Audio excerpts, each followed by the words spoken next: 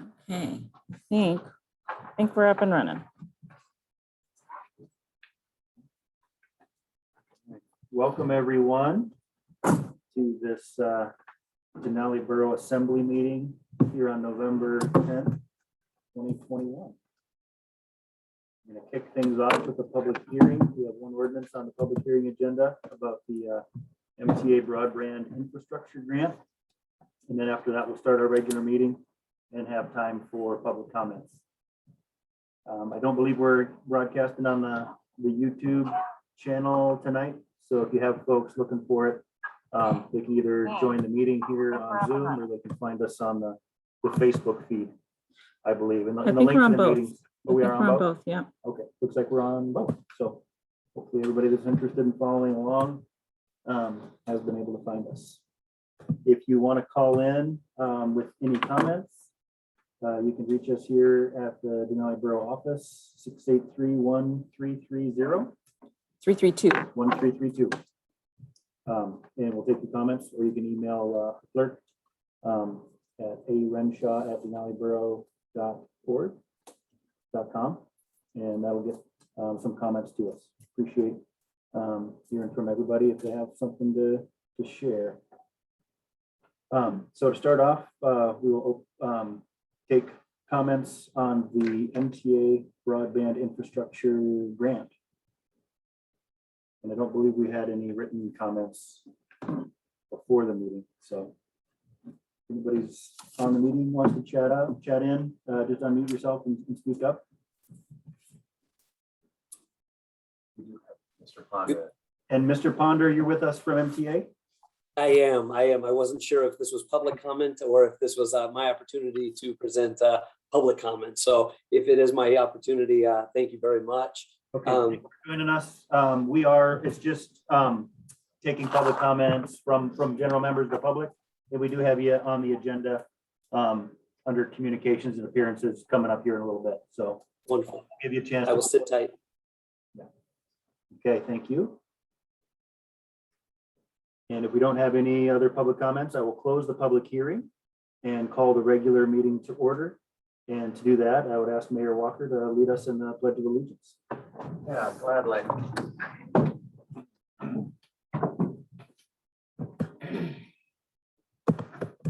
I pledge allegiance to the flag of the United States of America and to the republic for which it stands, one nation, under God, indivisible, with liberty and justice for all.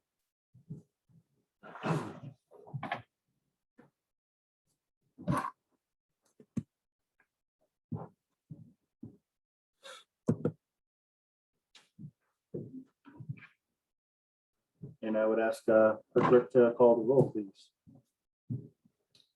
Dominic Canali. Joe Chatfield. Dominic's there. Thank you. Joe Here. Chatfield. Tom Shreve. Here. Lisa Minor. Here. Eileen Holmes. Krista Zapone. Here. Jeff Stanger. Yep, I'm here. Jared Zimmerman. Here. We have a quorum. Is there a motion to excuse absent members? Yep, I'll make a motion to excuse Eileen Holmes One second. out in today. Okay, moved by Mr. Stanger to excuse Ms. Holmes and seconded. Any discussion? Anyone opposed to excusing? Hearing none, we'll call that unanimous. And that'll bring us to public comments. Any members of the public that wish to comment can do so at this time. And if you want to speak to an agenda item, well, I guess if you're on the agenda, we'll be getting to you shortly. And we did not receive any public comments, written correspondence before the meeting. We did not know.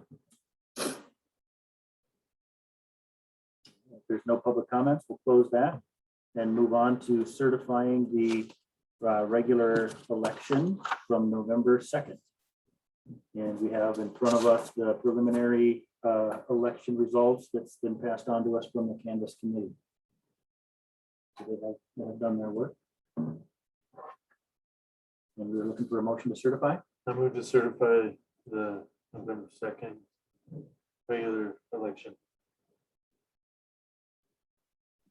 Second. Oh, Okay, Mr. Shreve has moved to certify the election. It's been seconded.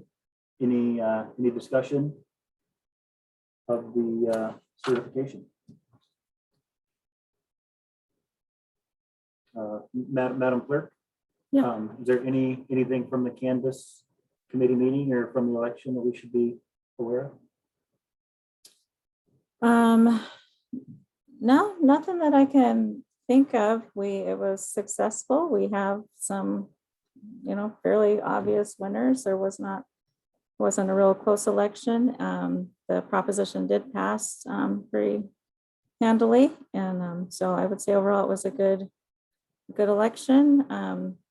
We had about 460 some total votes and 202 of those came through mail. So that has become a pretty significant part of our process.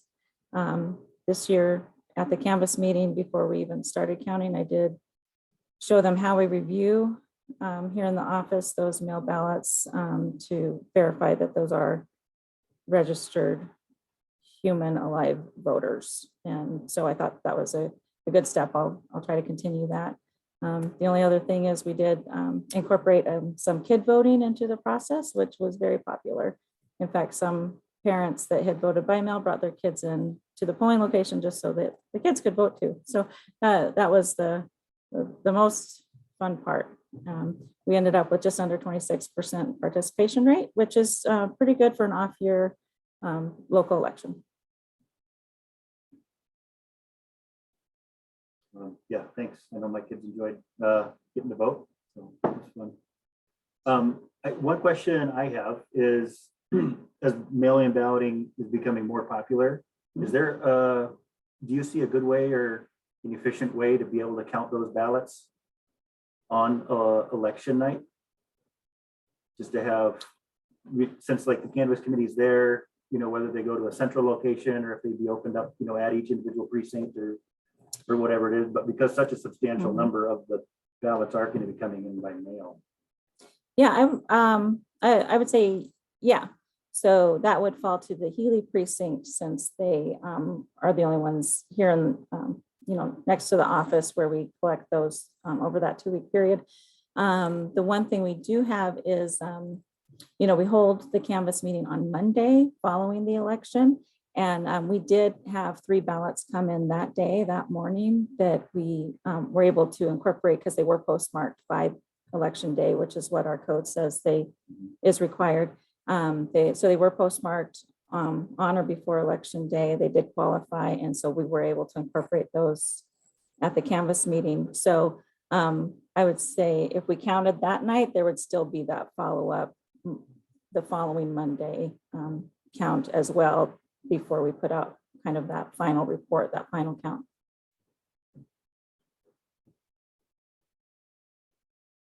But we could.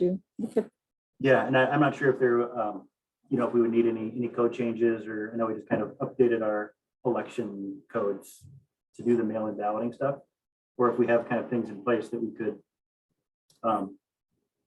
Yeah, it seems like at that point we would just record those on the preliminary report as mail ballots instead of tied to any certain community. Right now on election night, we kind of count by community, but we would just have that separate count just as the mail ballots. All right, well, thank you for that. And yeah, if you need anything from the assembly, or if it makes sense to make that happen, I'd like to be able to look at the preliminary results and kind of get a sense of where things are at. Mhm. I also like being able to vote by mail.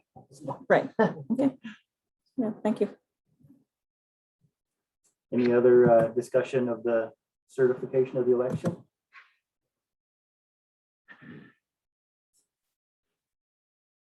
Anyone opposed to certifying the election results from November 2nd? Hearing none, we'll call that unanimous. And the election is certified. And we have some newly elected assembly members to take an oath of office now. Alexander's joined us on the Zoom call. Welcome. And Ms. Zapone and I are here in the office. So just two things to note. One, a few additional people just joined us, so I'm not sure if you wanted to see if they had a public comment to share. Also, I'm not finding us on YouTube, so I'm not sure if YouTube is broadcasting or not. On my broadcast, it says it is, but on YouTube itself, I can't find our live broadcast. Okay. Yeah, welcome. We had a couple people join us on the Zoom call. If anybody's interested in making a public comment, we can open up for public comment now.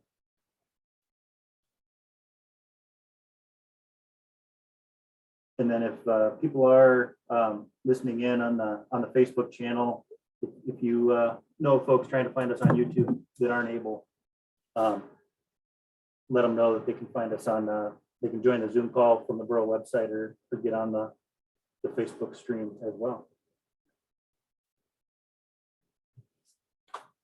We'll go ahead and do the oath of office. Okay. How do you want to do that, Madam Clerk? So what I'm going to do is I'll go ahead and read the oath aloud, and then I'll just ask each one of you individually to affirm that oath. The two that are here in the office, I'll go ahead and have you sign this tonight, and then when David Alexander gets back in person, I'll have him sign one as well. So the oath reads, I, and you would insert your name, do solemnly swear or affirm that I will support the constitutions and laws of the United States and the state of Alaska and the laws and ordinances of the Denali Borough, and that I will honestly, faithfully, and impartially discharge my duties to the best of my ability. Ms. Zapone, do you affirm? Yes. Mr. Zimmerman, do you affirm? Yes. Mr. Alexander, do you affirm? Yes. Thank you all, and welcome, Mr. Alexander. Hey.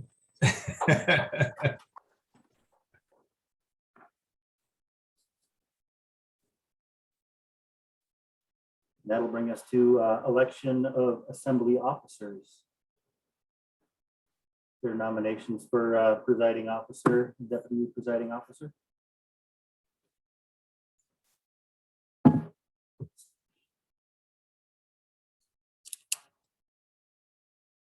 I'll move to keep it the way it is. I'll just say it formally. This is the first time we're doing it on YouTube. I move to have Jared Zimmerman as the presiding officer and Christopher Phone as the deputy presiding officer. I'll second. Moved by Mr. Shreve to have Mr. Zimmerman as presiding officer and Ms. Zapone as deputy presiding officer. And it's been seconded. Any other nominations?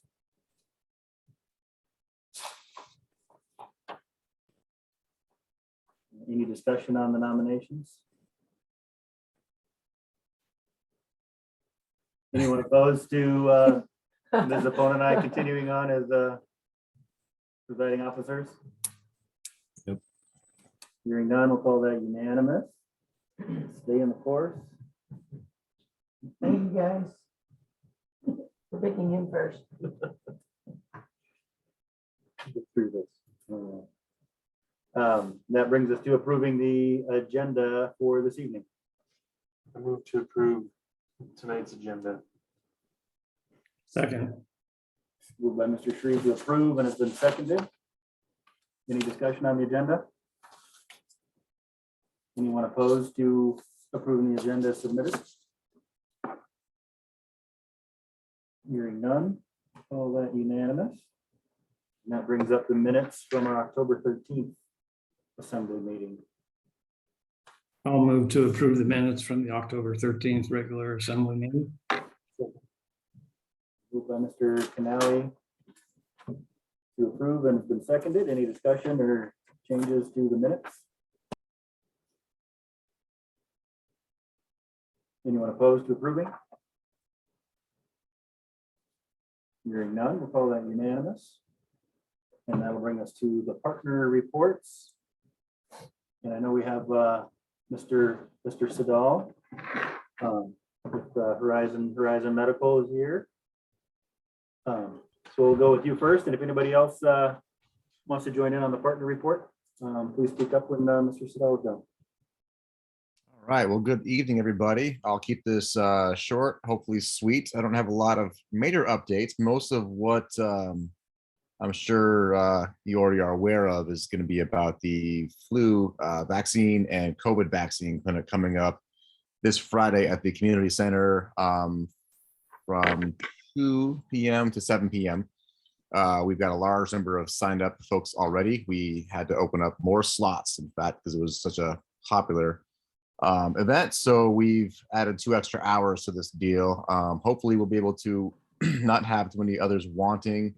We are really preferring to do a appointment base, but certainly walk-ins won't be turned away, but appointments will have preference, certainly for the sake of flow. Public health is coming down from Fairbanks to assist in this endeavor.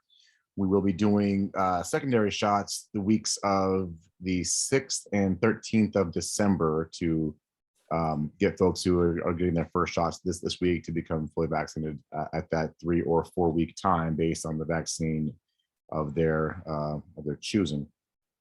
We will be offering the newly announced Pfizer for ages 5 to 11 for those interested parents. I do believe that Nurse Keith is looking to do a similar vaccine clinic on a different dates with public health as well too. I'm not sure the exact details, but I'm sure that'll be announced forthcoming. That's about all I have for today. If there's any questions, I'd be happy to field some questions.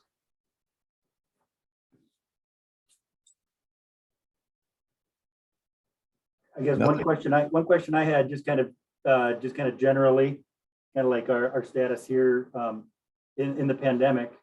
I know the vaccination campaign is ongoing, but I'm just kind of curious. A lot of folks are not getting vaccinated, and I get a sense that a lot of people don't plan on ever getting vaccinated.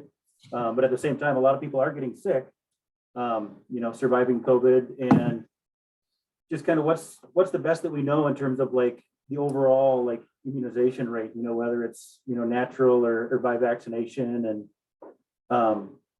at one time, people were kind of like trying to get us to like this herd immunity Right. state, Yeah. Not that it's going to end the pandemic or anything, but kind of does it get us a little closer to normal, in that sense too? But do you I would say it does. I think we're moving towards a certain herd immunity goal. However, the goalposts seem to move as well too. So I wish there was more definitive information about that. What the number would be: 70%, 80%, 90%. They've said all of these things. The experts, the CDC and the World Health Organization, have certainly had markers in the past. I think it's what they're looking for is a more of near 100% for vaccination rate to be considered, herd immunity. And we've seen our numbers in the states begin to decline in recent days. Say over the past week or so. It's not to say that we're out of the woods by any stretch, but certainly the hospitalization rates are down by 141 was the number today, I believe, and that was down from 220 or so just a few weeks back, and that's a big number right there. We are still logging a large number of COVID related deaths. I think there was 9 announced today and 23 yesterday and 50 something over the weekend. So there's certainly a lot of those numbers that are increasing still. Now that doesn't necessarily mean that we're losing this or that we're not approaching the end of this wave. And as other places in the world seem to be ramping up, we're kind of coming down. So it may look like the rest of the lower 48 is going to be bracing for a winter wave, whereas we're kind of coming down from that. I do feel that we had a teaser of what they're about to be going through here in the States. That doesn't really answer your question, but there's just not a lot of good answer for that because they've continually change the goal with what the effort's going to require to reach herd immunity. But the last that I'm hearing from the administration's, pushing more towards 100% versus the 70 or 80 or even 90 that they had earlier mentioned. Yeah. And in terms of kind of reinfection rates for people that have gotten sick in the past, do you know? Yeah, that's a great question. Is it like right as severe as the first go around, or is it generally, is it like? That's a really good question. I think by and large, people who have had COVID in the past are less inclined to get COVID as a recurrence. Now, the CDC recently did come out and say that the vaccine is 5 times more effective at preventing infection than having natural immunity. I think clinically, I have not appreciated that. I have, the cases that I have seen in our practices in the past, 6 months or so that have been, either vaccinated or have had acquired natural immunity. It's been very, very heavily slanted towards those who have been vaccinated, and maybe that's just a statistical ratio that we're dealing with here. But I've seen very, very few cases of reinfection.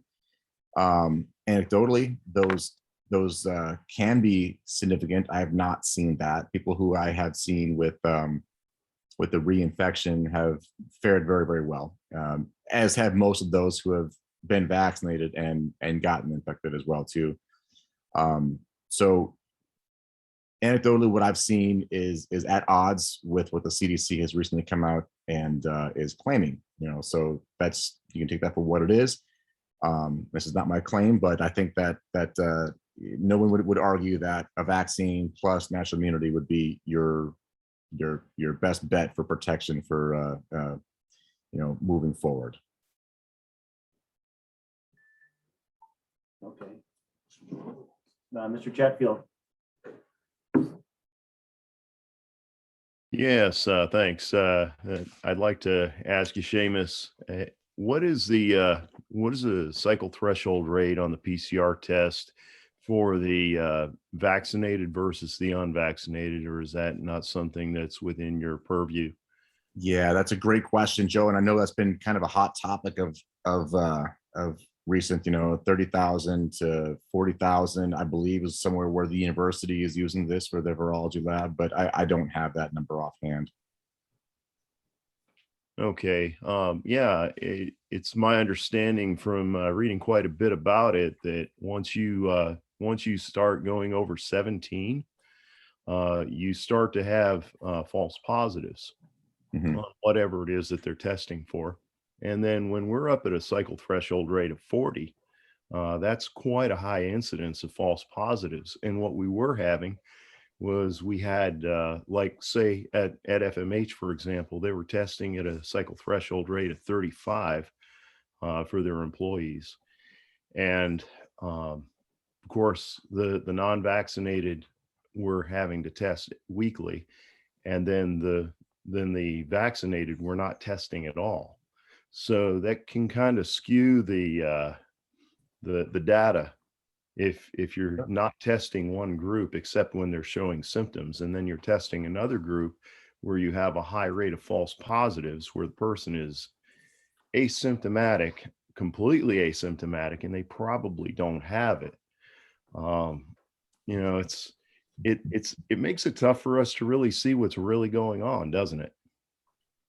Well, I think a lot of this right now makes it tough for all of us to be on the same page, to trust or conclude that the data that we're seeing is the whole story. And so I can certainly appreciate that. With regard to the cycle threshold, I don't know what they're using currently at the virology lab. I can say that we have, in the interest of right now knowledge, real-time knowledge, have been using more of a rapid or antigen type based testing for the community, which it has been nice for those folks who are symptomatic. And that's generally what we're taking care of, is those folks. So either you with an Abbott ID Now molecular based, which is not PPCR. But we do some PCR as well too for certain requirements, or when testing supplies are limited, we're defaulting to that. And so, unfortunately, that's always been kind of known as the gold standard. Yeah, when you have some of these controversial topics that come up, I think we just kind of have to do our best to look at the big picture, and if we are capturing some false positives, that may be more significant than missing a lot of the false negatives out there, which is something I think we're pretty well safeguarding against. Thank you. Yeah. No problem. Yeah, thank you very much for joining us again, and thanks to you and your staff. Actually, And we'll go to Ms. Zafone. sorry, I just have a question because this whole testing the unvaccinated versus, is that like a CDC mandate? I mean, or is that up to the employer? I'm sorry, for testing anybody who's vaccinated versus not. Unvaccinated individuals, and they are being subjected to more testing, the point that Mr. Chapter was asking about. That's both institutional and federal. I think it depends on the workplace. So what Mr. Chatfield had mentioned was regard to FMH employees that the vaccinated folks had not had the test. And, certainly on a federal level, we've appreciated some of this as well, too. Now, this has not been in action, but this has been discussed about in terms of those who are not vaccinated. I think they kind of moved away from that and just pushed towards a full on, if you're not vaccinated, you can't work for the federal government approach.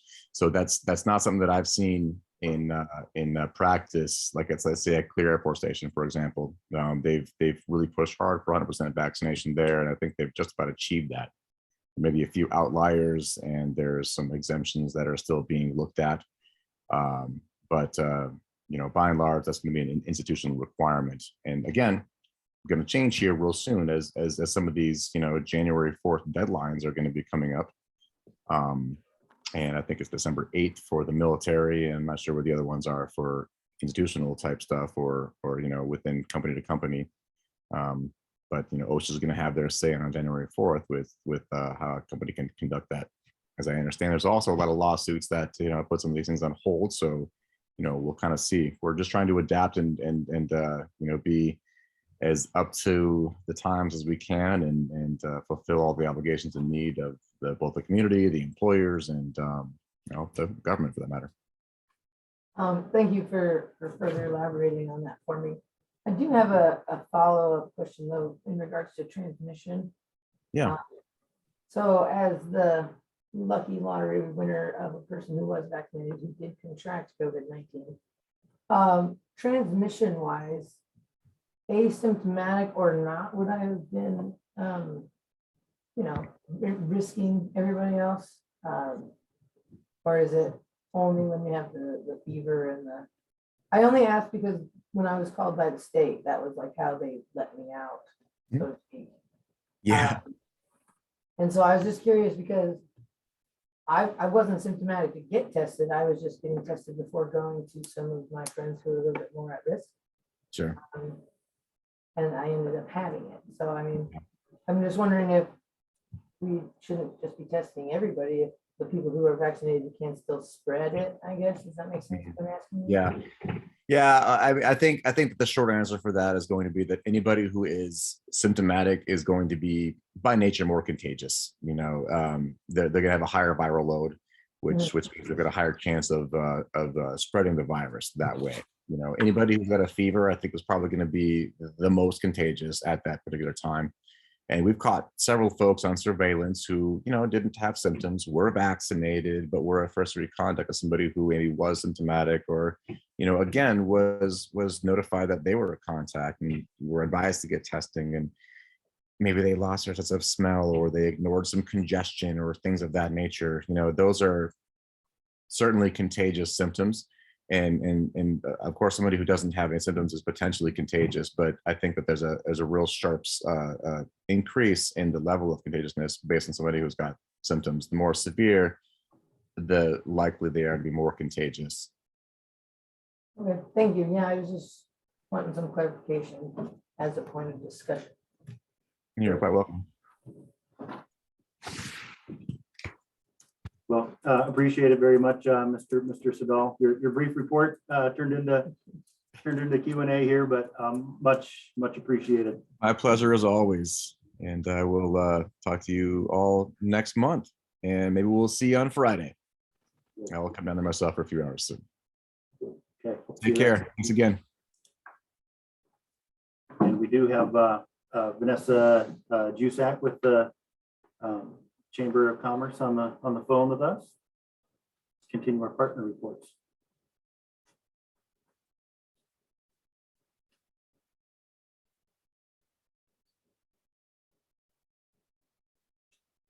Yeah, go ahead, Ms. Jusak.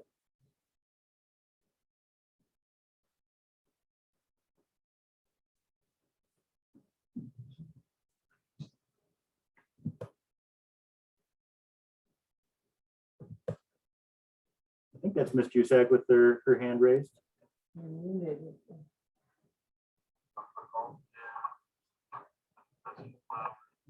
Can you unmute? She's on the phone. I'm not sure if she's got the unmute.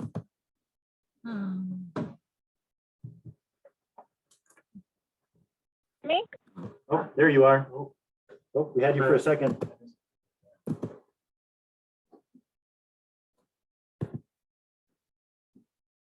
And our live broadcast has ended for some reason. So I'm going to try to do that again. Hello? Yep. Hi, there we got you. All right, this phone thing is tricky.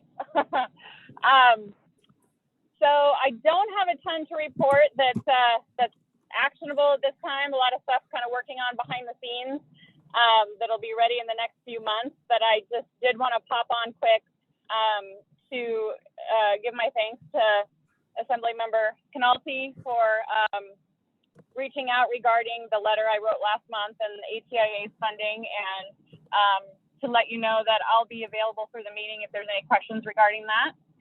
And to thank all the people that participated in Trunk or Treat. It was nice to have so many happy faces, adult and child, in that event. So it was a great turnout, and feels good to have a little bit of normalcy return to some of our events.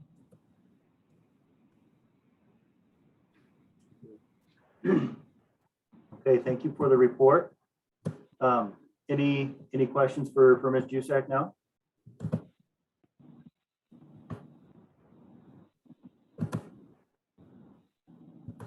Okay, well, thank you for joining us, and we'll let you know if we have any question when the resolution comes up. Sounds good. Have a good meeting. Thank you.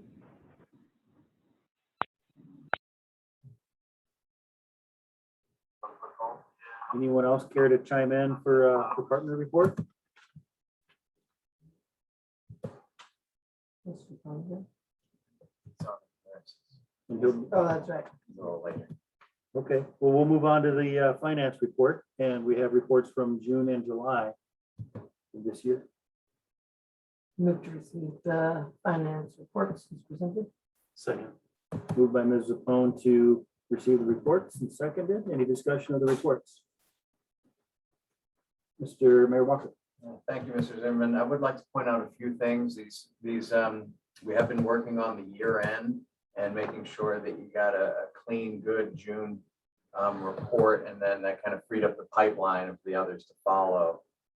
This June report is a year-end report in some ways, while the financial statements are being prepared, and then the Assembly will receive the audited financial statements at the January meeting, and they're being prepared right now. I do want to point out some things from this report ending June 30th that will be relevant for what you'll receive in January, and give you a little footing for it, basically. So just a couple things that jumped out at me. Revenue. There was a positive variance. It's a good thing, right? We budgeted for about 1.7 and we took in about 2 million. Positive variance of about 15%. Expenses. Negative variance. That's good. We budgeted for about $1.3 million in expenditures. We had under 977,000. A negative variance of 26%. But at the same time, those two numbers are off by about $1 million. We lost about $1 million this past fiscal year in operational balance. So that has its impacts, as you'll see, as we go forward. Let's see, what else did I want to point out? On the balance sheet, which would be a couple pages in, you've got the June 30th, 2020 total checking and savings at 8.8 million, which did include 1.6 million in CARES monies. And then, you know, the current or year June 30th, 2021 number at 5.4 million. So even if you take out that 1.6 in CARES, it's still a reduction in our fiscal position of 1.8 million.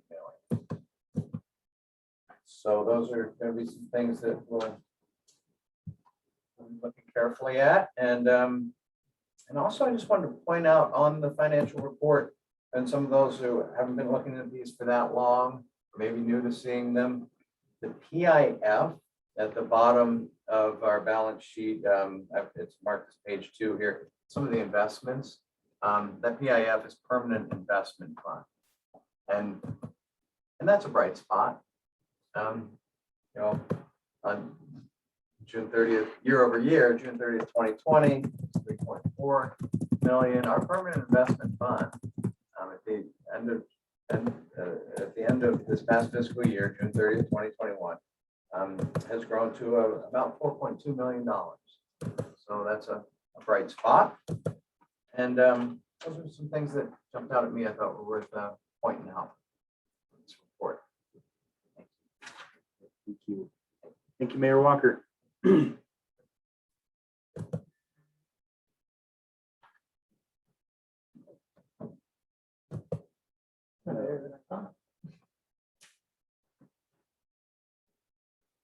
And we have a planning commission report, and we have Commissioner Mercer with us here in the office. Good evening. We had a relatively short meeting last time, and the main topic was PC 2106, street names for streets proposed have no change.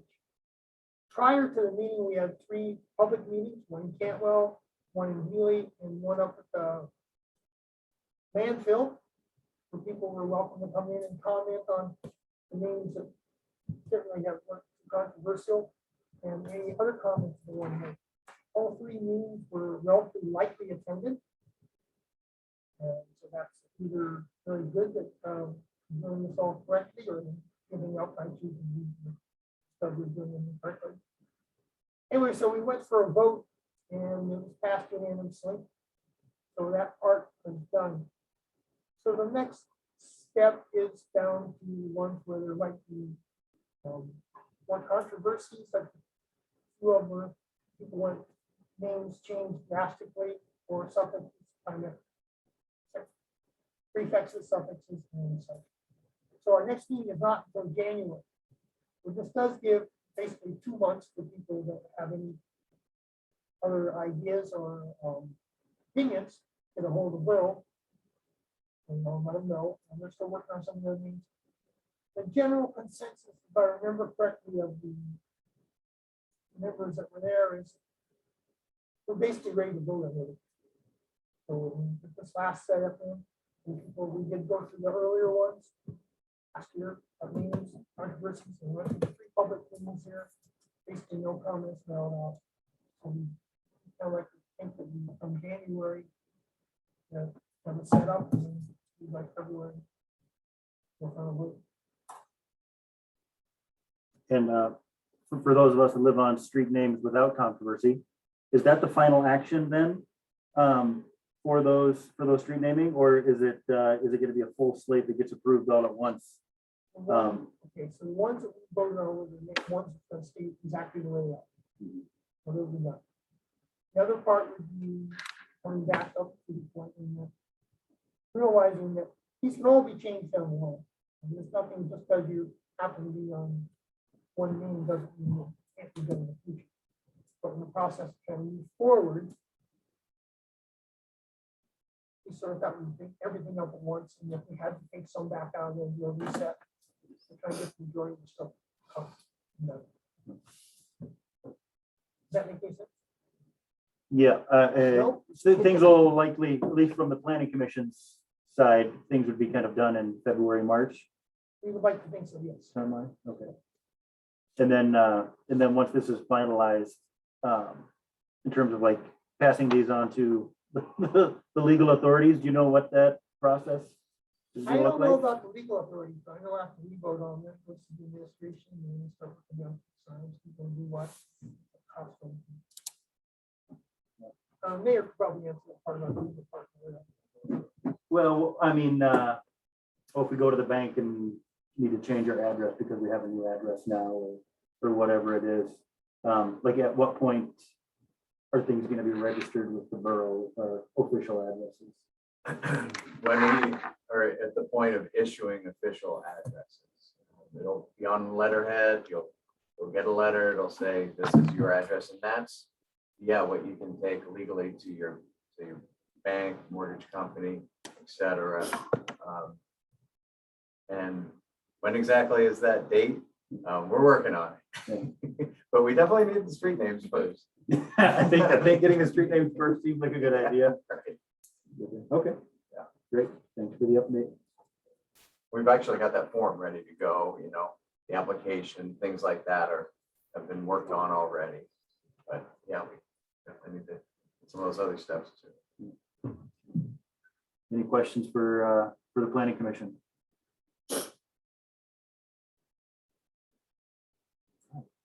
Hearing none, we'll move on to the school district report. Thank you, Mr. Mercer. And we have Superintendent Polter with us. Yeah, thank you. It's great to be with you tonight. I want to start off with some appreciations and congratulations, and congratulate all of our newly and re-elected officials. Welcome David Alexander to the Borough Assembly, but also Member Zimmerman and Member Zapone for being re-elected.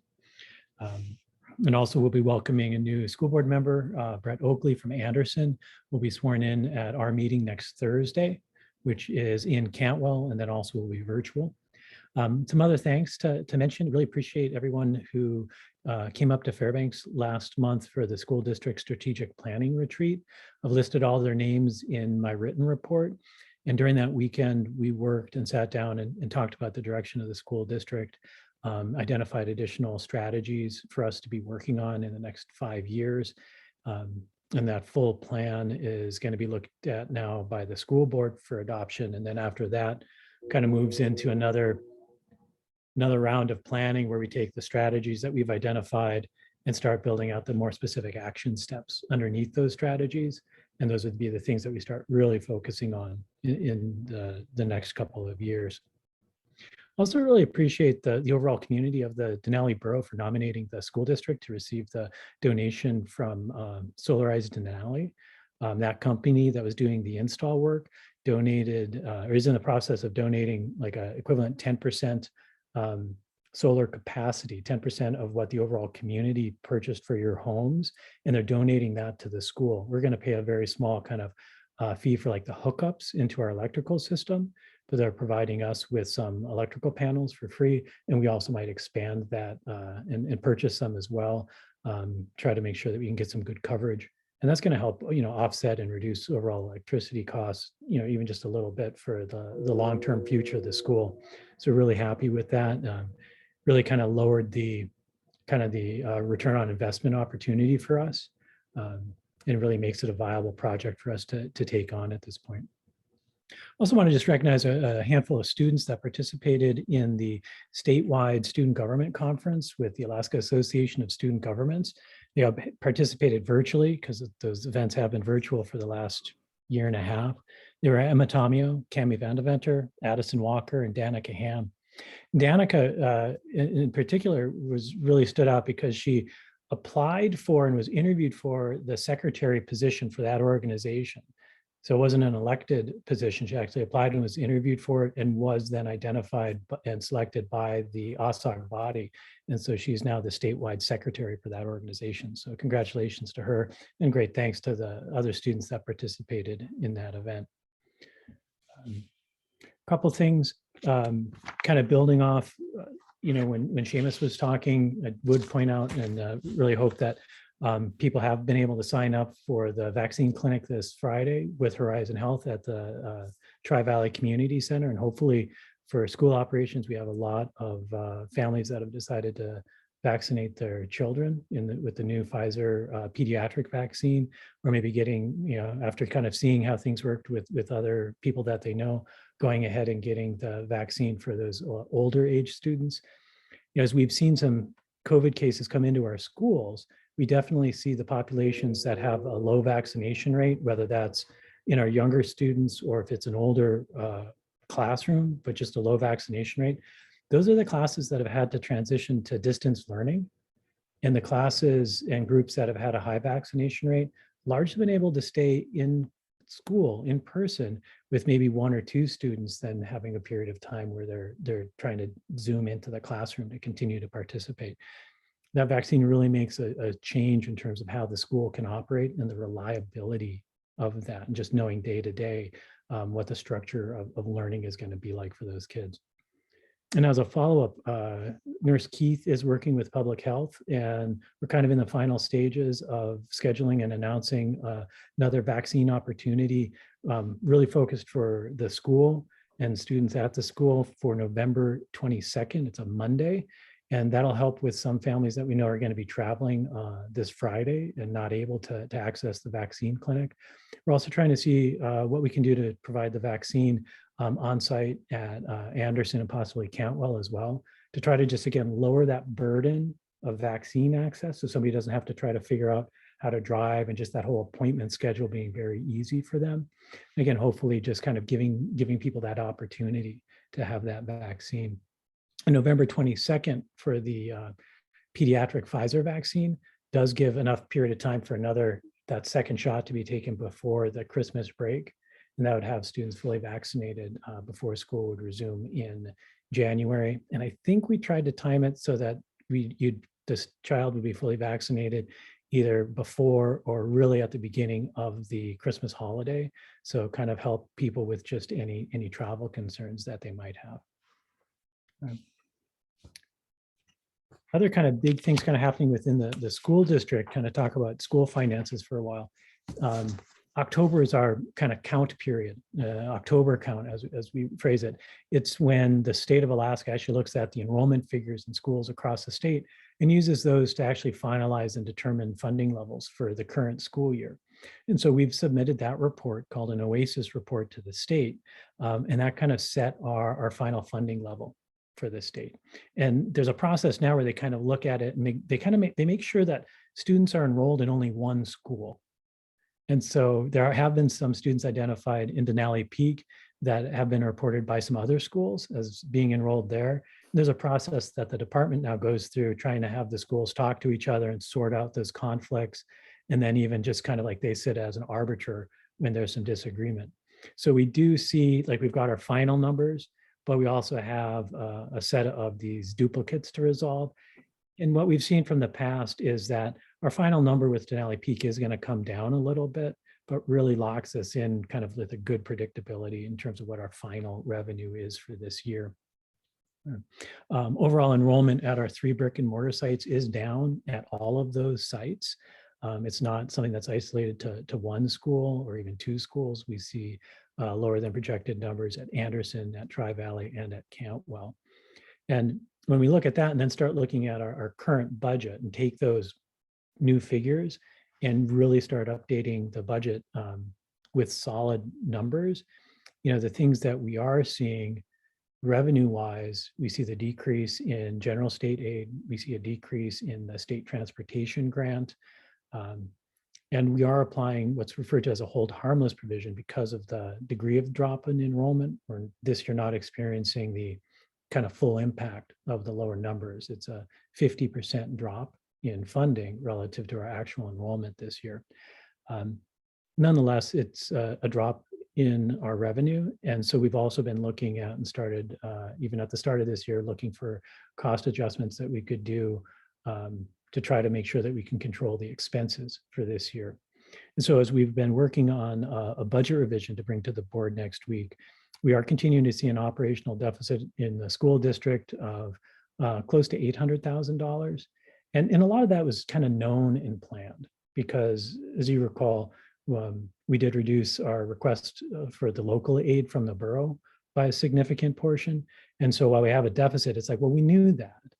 We knew that the finances kind of locally, the impact on the overnight accommodations tax was such that, you know, we need to really try to find some other ways to get through to where our community is kind of back on par, back, you know, where we're used to being. At this point, we're looking at our unrestricted reserves in terms of the monies we can carry over from one year to next at about $100,000 for the end of this year. And that's in line with the financial plan that we put together last year, where we put together a 2-year plan trying to say, well, how can we make sure to come out of the kind of this pandemic financial wave and then be whole again? So we're looking to end at about where we'd hoped, but we have a big impact in terms of when we start looking at the pattern of enrollment and in a sense, why did it decline? We see about half of those students probably likely to return to the schools once everything settles, once we're not arguing about what the mitigation is going to look like, or are we transitioning from in-person learning to distance learning. We think when all that settles, about half the students will come back. But there are a lot of students or families that have transitioned away from the school. Either they've moved out of the community, or some people that have, you know, through this experience, you know, said, you know, homeschooling is really good for my family. And that's what we're doing. And it's not about anything with COVID. It's just that we learned this is something that we want to do. And maybe we would have never tried it except for the pandemic, but we're going to probably stick with it.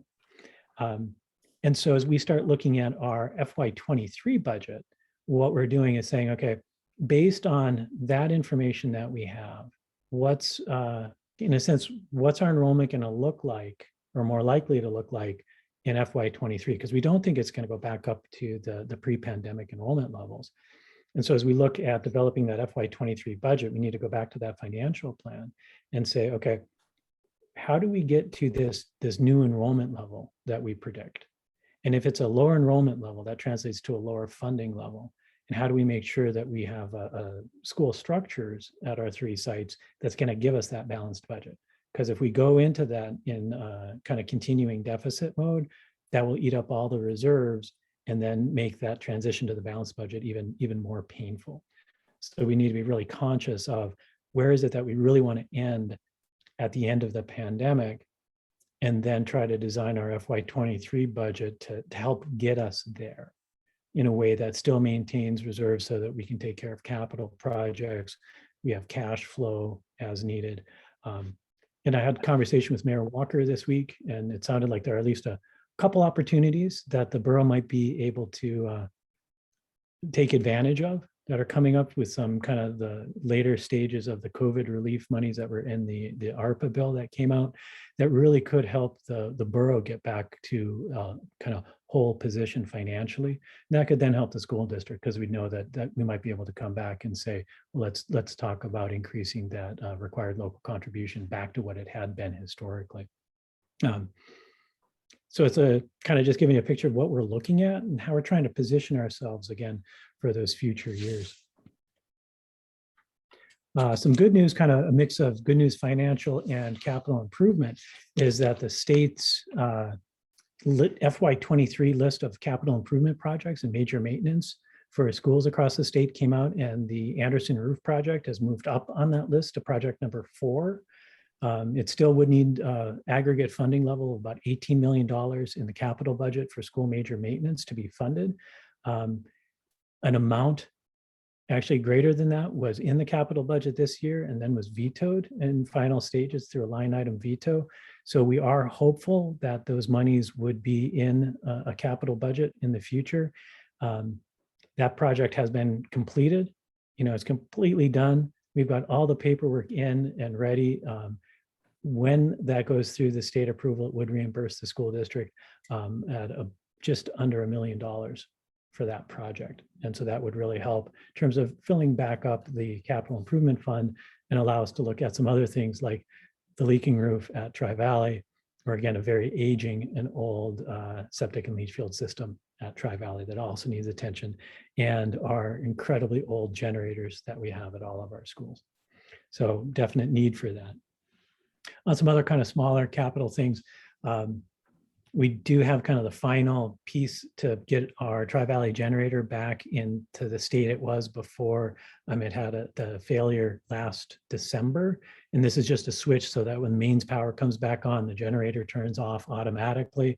We need to shut the power off for a couple of days to get that completely installed. So we're going to probably do that over Christmas break, so it has little or no disruption on school operations. But it'll be like, all right, it just took a year, but that generator will be back functioning as it was prior to that. We had a problem, actually we have two problems up in Anderson right now. The water heater was discovered to be leaking. And after some inspection work that the team did, it was determined that it's like a absolute kind of failure aspect of the leak and needs to be replaced. And so we've ordered a new tankless water heater for that building.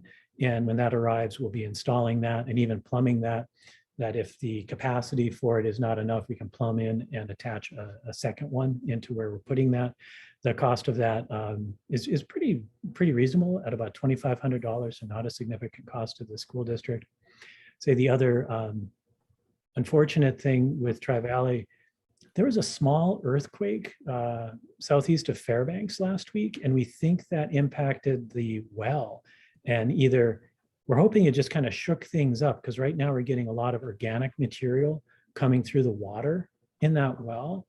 And we're trying to drain that out. I think tonight the plan was to actually turn off the pump and try and just let that water settle and clean up so that we can get clean water. Right now, we're using a lot of bottled water for drinking water at the school. We have discovered through looking in the well, there is a problem that there's a piece that's damaged and needs to be repaired, the pitless adapter. The seals are no longer functioning completely and will need to be replaced. We'd prefer to do that work in the springtime. And so as long as the well continues to work and cleans up, we'll likely delay that until springtime when temperatures are a lot warmer. But it is something that could be repaired in the wintertime if we do need to. Right now, they're still kind of doing inspection, trying to figure out exactly what they can do, and doing some work, one, to clean it out, and then also do some work trying to alleviate and deal with some of the pressure loss that's happening within the system. And hopefully that will kind of make sure to take care of us through to the warm times that come in April. And if not, then we'll start working on it sooner than that. And with that, I'd entertain any questions.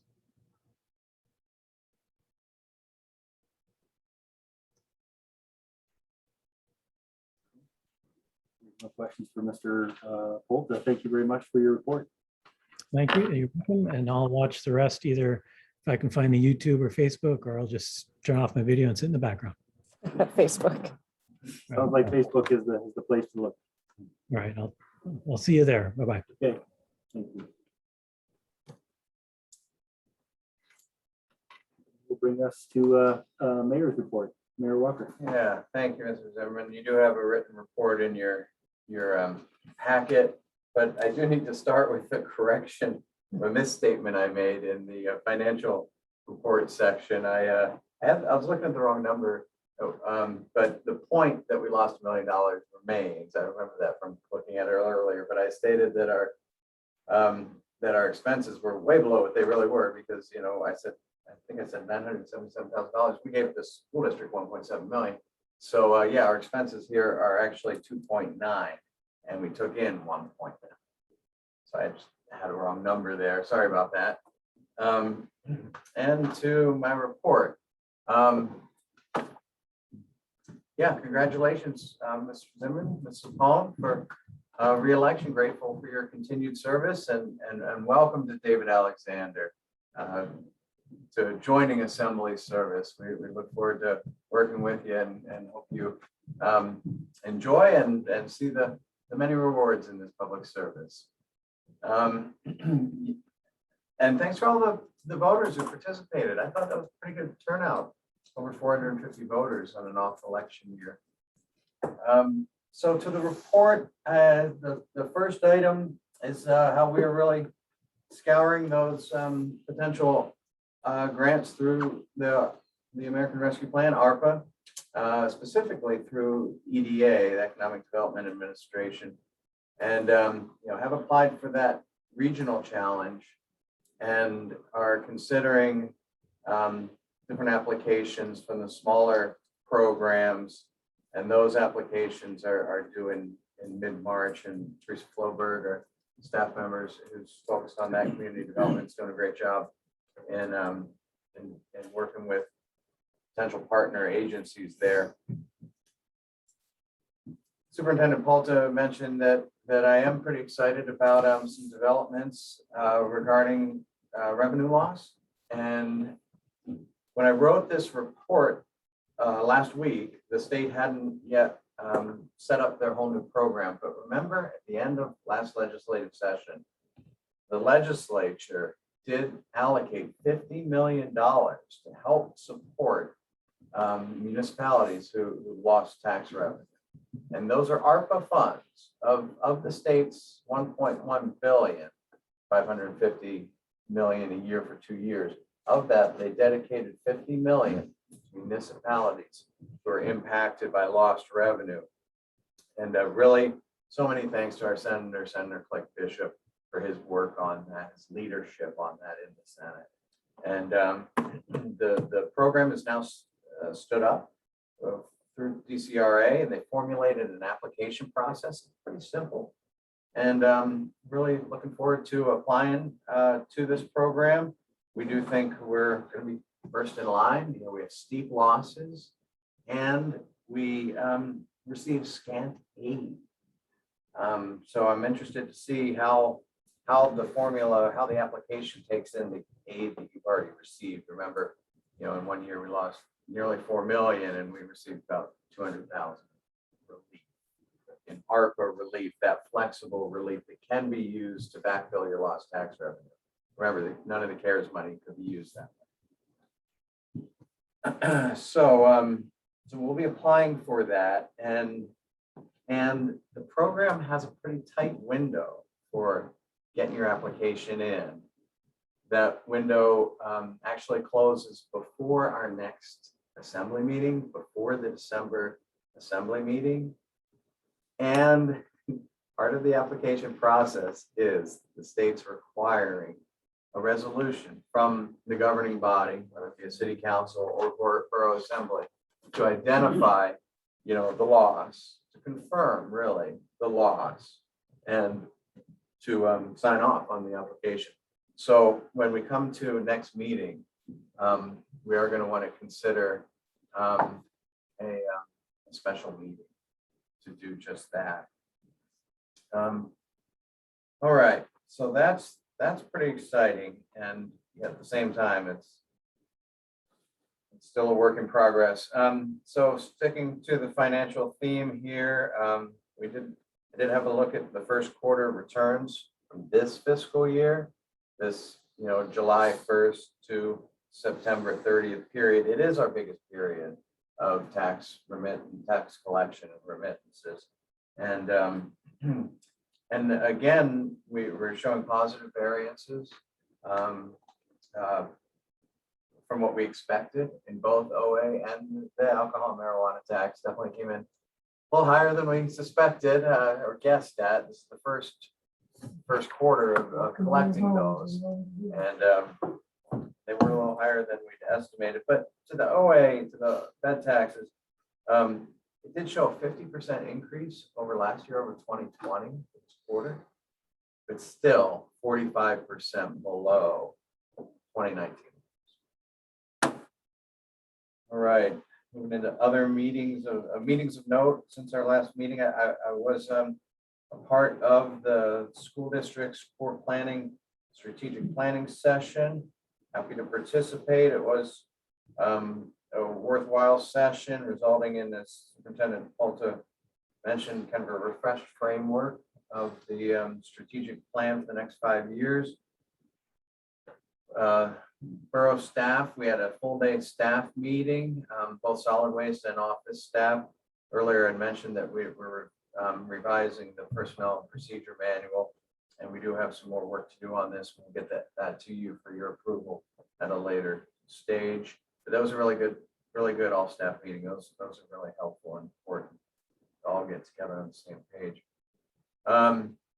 Did meet with Tri-Valley Fire Chief Brad Randall and EMS Director Sam Kimmel, talking about the summer medic program, staffing levels, changes to the state's EMS program, and who can do what with the different levels of certification. And we also, I want to report this, we also toured 2 great pieces of apparatus that have been added to the department, added to the response capability in the area. The department, through a federal grant that they found and went after, received the other ambulance they've been wanting and needing. They got a new ambulance through a federal grant opportunity. I really applaud them for that. It matches the one that we helped procure through the grant program. And also got to see the new tender procured through the borough grant program. That's where we can provide up to 50% of the cost of that apparatus, and the department matched that other 50%. And it's certainly a big upgrade to the old tender, and it's great to see that kind of capacity to bring water to the scene and deliver that water in a modern performing vehicle. So good stuff there. Had a good meeting with Railbelt Mental Health and Addictions, learn more about their services and consider ways to partner and include them in healthcare conversations that we've been having a lot of these days. That was productive. They do have a new executive director, and yeah, they do have a variety of services, and there's some confidentiality to them. Same time, they're needed here, and they're needed everywhere, frankly. And we were talking about how they can best deliver those services. It's National Association of Counties meetings. I wrote this before the infrastructure bill passed. We can talk a little bit about that too. All right, just go ahead and tell you a little bit about that. The bipartisan infrastructure bill did pass. Alaska's full delegation, our 2 senators and Congressman Young, all voted for the bill. It does have a number of highlights, including broadband build out nationwide, about $42 billion for broadband build out. Boy, the Alaska piece, there's a lot. The highways alone, if it was just the highways money alone, this would be a big deal for Alaska. There's also a lot else. Highway money alone for Alaska is $3.5 billion for the next 5 years. I think we're pretty well positioned with some of the planning that's been happening in the planning environmental language study we've been working with the DOT. And I think we're pretty well positioned for some of these important projects here to be funded through this big injection. There's $225 million for bridges in Alaska. There's $11 billion for highway and pedestrian safety programs that we've been targeting as well. And a lot of other different pots for transit, airports, ferries, railroads, water projects. And that wasn't in my written report. Yeah, I also met with Senator Murkowski's chief of staff November 2nd. We mainly talked about PILT and that act, that small population County's Pill Parity Act that the Assembly supported, that we've been promoting, that was even out fairness of that program for small population counties. It hasn't moved in Congress. And of course, we talked about the infrastructure bill. I want to give you an update on the Otto Lake Municipal Land Entitlement Boundary Survey that you allocated money to perform, and it's pretty much done. It does then go to state review, but the plat has been completed, and the next step is upon state reviews for us to apply to the patent for those 633 acres we had surveyed, take title to. And we were happy that it was formed in a timely manner. I'll give you a little update on some an Alaska Natural Gas Project study. They've been sharing that study broadly. I did have a chance to read it. They wanted me to read it. AGDC, that's the corporation, Alaska Gas Line Development Corporation Commission, a study of greenhouse gas life cycle assessment for their project. And they were pretty pleased with the results. And did find that exporting Alaskan LNG to Asian markets would result in a 50% reduction in greenhouse gas emissions for those markets compared to using Chinese coal. So that report is available. The AML local government conference is coming up. I am planning on attending next week. Our treasurer, Connie McMaster, will be there as well. She'll be attending the AGFOA sessions. That's the Alaska Governmental Finance Officers Association. And great to see participation in that NEO training. That's the newly elected officials training that was conducted the last couple of days. And great to see Mr. Canali and Mr. Alexander participating, learning in those sessions. We had staff members participate in those sessions. One newer staff member, I asked her how it was going, and she said, "It's dense. There's a lot of information here." And another, said, "This is a lot of great information. It's good for everybody who's involved in municipal government." And I thank those who are taking advantage of that training.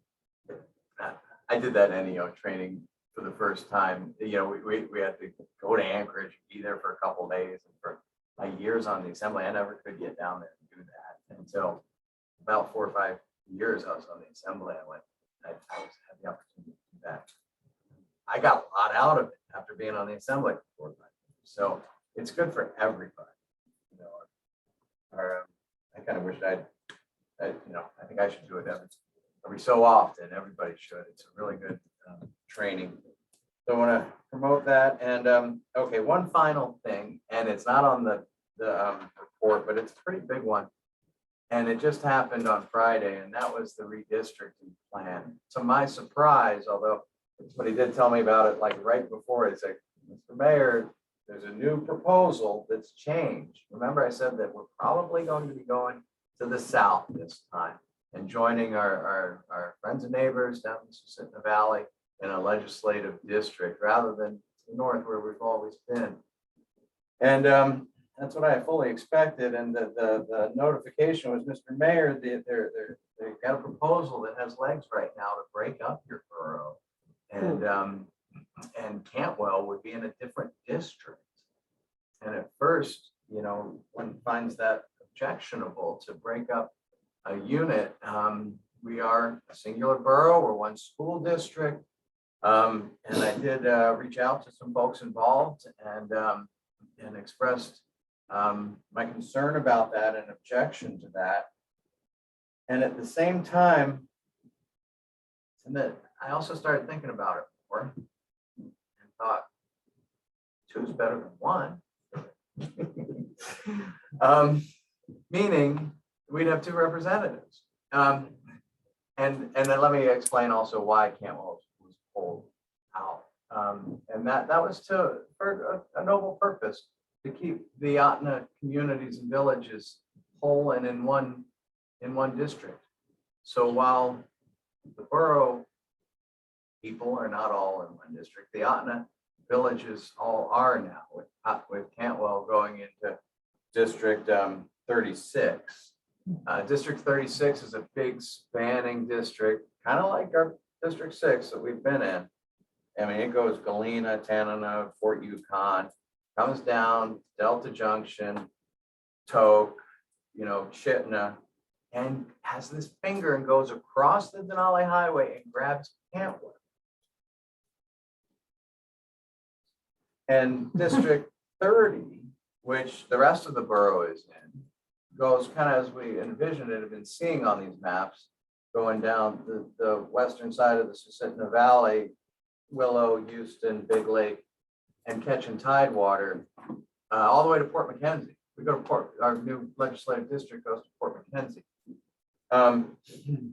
Now, I said that I got a little less worked up about it as I thought about having two legislators. And this could mean two senators, depending upon the Senate pairings. When the Senate pairings came out today, I kind of like it. For the new plan keeps us with Senator Bishop because of Cantwell. District 36, the big arcing district that grabs Cantwell, is part of Senator Bishop's district area. He, by the way, is the co-chair of Senate Finance and has been a great partner for the borough. And we get a new senator in the valley. And that Senate district will also include Valdez. So we'll have greater breadth and reach legislatively. And we'll stay connected to our Fairbanks, to the Fairbanks delegation, as we always are. And I think politically and legislatively, and I did share that thought with folks I've reached out to and objected. Shared that, actually might work out pretty well for us. And in some ways, you could say you dilute your representation within that district, and maybe you reduce your chances of electing somebody from the district in there. But I don't know about that. Maybe you have a little less pull in each of those, but I think you're in their district. You've got their ear. So it was kind of interesting the way it shook out there, all in the last few days. And that's what I've got to share with you in my report. Thanks, Mayor Walker. Any questions for the mayor? Maybe next month. That was a big one. Like, geez. Big topics. Yeah. Lots to digest in there. Well, thank you for that. And if anything comes up, we'll let you know. That'll bring us to assembly comments. Go ahead and start at the top with Mr. Denali. Yes, thank you. So first, thanks for the reports. As always, thorough, very informative. So appreciate that. Congratulations to Mr. Zimmerman, Ms. Zapone, for your re-election efforts.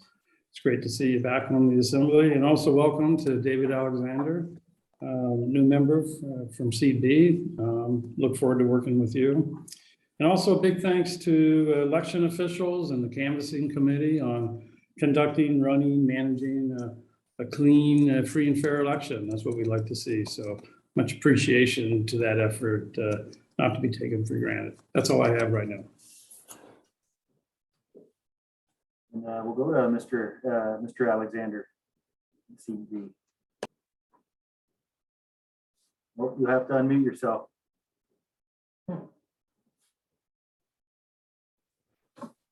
I want to say that I'm excited to be a part of the assembly and look forward to working with all of you, and hope that you give me a little slack as I learn the job.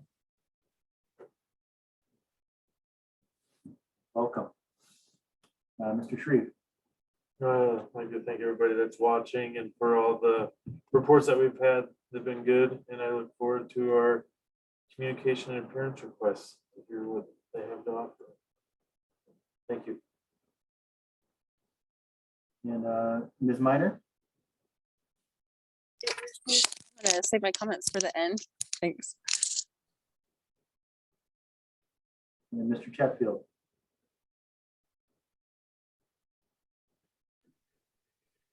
Yes, good evening, everyone. I'm going to save my comments for the end as well, except I will say congratulations, Mr. Alexander, and to the others that were reelected. Thanks. And Ms. Pond?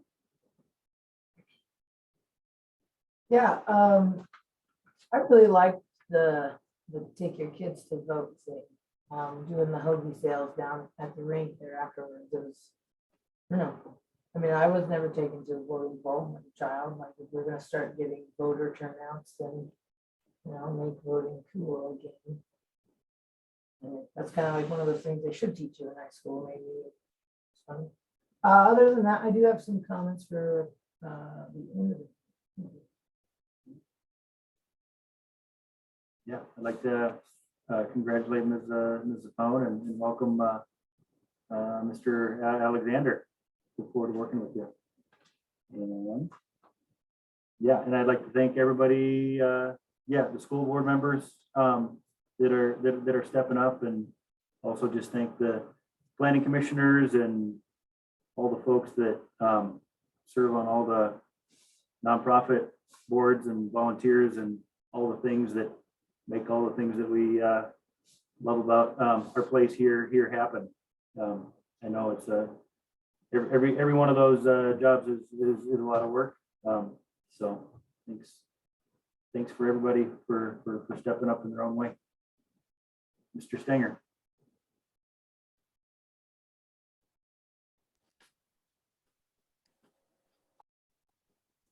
Yeah, just wanted to say thanks to the election officials. Congrats to the reelected Mr. Zimmerman, Ms. Zafone, and especially for staying in your positions.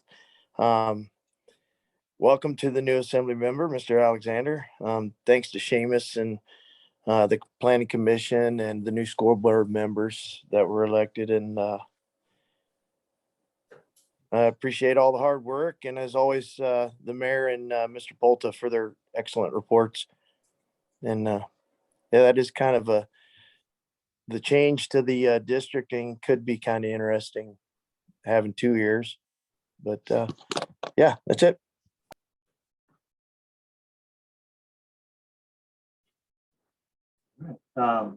That'll bring us to communication and appearance requests. And we have Denali National Park with us to talk about the Denali Park Road plan. Hey, thanks for inviting us. We're excited to listen in on the meeting today, and it was interesting to hear about some of the infrastructure challenges at the school. And I'm here this evening to share some of the infrastructure challenges that the park is facing. And Brooke Merrill is with us here also to talk a little about our plans to deal with it. But I thought I'd kick it off with a brief PowerPoint presentation on the landslide out at mile 46 that's eating our lunch right now. So I'm going to try and share my screen. I've got about 10 minutes worth of a slide deck to share with you all, if that sounds okay. I need the host to let me share my screen. Okay, I think we got it. Okay, it looks like it looks like that's working now. So maybe someone could just confirm that you see a beautiful slide of Pretty Rocks. Yeah, we've got it up on our screen here. Okay, very, very well.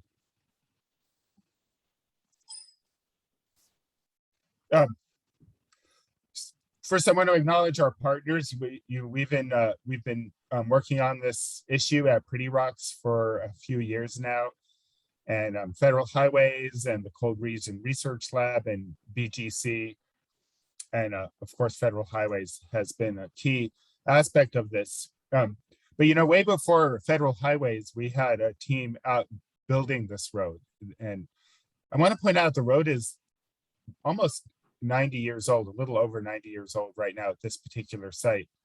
And this was quite a feat of engineering back in 1930 when the Alaska Road Commission roughed out the road over Pretty Rocks and eventually build it. And they did a great job. And this road has been serving us really well for 90 years. They didn't know they were building a road over a rock glacier at that time. And it lasted for a long time. We first started realizing there were some issues at the Pretty Rocks area back in the 40s, 50s, and 60s, 70s. It was a bit of a nuisance, required minor to moderate maintenance over the years. Basically, what we've got is illustrated here. The road crew back in the 30s built the road over what we now know is a rock glacier. And this is kind of a schematic of it. The recipe for a rock glacier basically requires a steep head wall where there's a lot of erosion and talus and scree falling down. And as the slope becomes more gentle and the slide slows down, water and ice get integrated into that over the millennia, and permafrost and ice become a key feature. And so you can see in the schematic that there's a drill hole into the landslide here that shows where the permafrost is. So it's a really important feature here that this landslide is not a typical landslide. It's really being driven by permafrost thaw. There's ice poor and ice-rich permafrost, quite a lot of it in this landslide. It starts pretty close to the surface, and in some parts of the landslides goes quite deep until it gets to bedrock. And one feature I want to just point out that is fascinating to me is this part of the permafrost lens in there that's ice poor has a lot of sediment in it. It's clay rich. And what that does to the ice is very similar to what salt does when we scatter it on our driveway to melt ice. It depresses the freezing point of water. And so the reason I'm bringing that up is that this particular type of ice is more vulnerable to warming than non-clay rich permafrost. And that is one of the key features of this landslide. Another key feature of it is that there's this clay seam that goes through the area. And it's not just an isolated patch of clay within the geology. It's a clay seam that extends back for several miles. The source of all of the material in this area is the Teklenika volcanics, right? So millions of years ago, there were volcanoes in this area, and some of that volcanic material turned into basalt or rhyolite, which is pretty hard stuff, much more competent, tougher rock, but also a lot during that volcanic period, there was a lot of ash that was extruded, and it settled into, it settled out and then turned into clay, which is incompetent rock, very soft, erodible, not great material for building a road on. And so that's basically the recipe here at the Pretty Rocks landslide. It's kind of like an Oreo cookie with harder material on the outside. Maybe an ice cream sandwich is a better analogy, with hard cookies on the outside and then melting ice cream on the inside. A quick summary of the recent history of Pretty Rocks. Every spring, the Denali road crew plows the road and gets out to this site. And over the last few years, this is the kind of thing they've encountered. This was a few years ago. That this is 2019, I believe, where there was a 18-foot scarp. So you can see on the screen here how the rate of movement at the eastern scarp here has sped up over the last few years. And in this last year, 2021, it really sped up to quite a remarkable rate. We've been noticing since 2014, it's been about doubling in its drop rate every year. And late last summer, like in late August, it was reaching speeds of over 1/2 inch an hour. And that took a lot of work to maintain. I'll get to that here in a second. Here's just another way of looking at how the movement of that landslide has evolved over time, and how we're, you know, in combination with our road crew adding material of this, we're kind of creating a nice stratigraphy in the geological record here. We've been monitoring this with some sophisticated equipment for the last 2 years. I'm not going to spend too much time describing the equipment. I'll just say it's called a robotic total station, and it monitors prisms that are embedded in the landslide, and it measures their movement every hour. It takes a scan of approximately 30 prisms that are embedded in the landslide. And this is a result of that monitoring equipment that shows over last summer alone, beginning in the spring, you know, movement rates were about, you know, less than 1/10 of an inch. Oh, no, it's meters. Sorry, the scale on this is meters. So less than 1/10 of a meter per day, but how it's sped up over the season as the, you know, as the summer heat started pushing itself into the landslide and warming up the permafrost. It got softer, it started thawing, and the movement rate picked up dramatically. We'll see if this works. Later on, you know, in the season last year, the moisture and the combination of thawing permafrost and precipitation caused the capillary action, you know, caused the water that was in the sediment to come right into the new road surface. As we were laying out new aggregate onto the surface, it would become basically saturated. And oh, there we go. So now you can see how how that road became muddy, and that's basically just from capillary action from the water underneath getting sucked into the road surface and making it very soft and difficult to maintain, and more challenging for traffic to traverse across there. Another thing that appeared for the first time last summer, which was really kind of mind-blowing, there was ice visible right at the surface, just inside of the road prism there at Pretty Rocks. So this is a shot of Denny Capps, the park geologist. He noticed that there was exposed ice. First time we've ever seen it. Poured some water to wash the loose sediment off, just to demonstrate that, hey, now we actually have, it slipped so much that that permafrost layer is now exposed at the surface. So yeah, here it goes into video mode.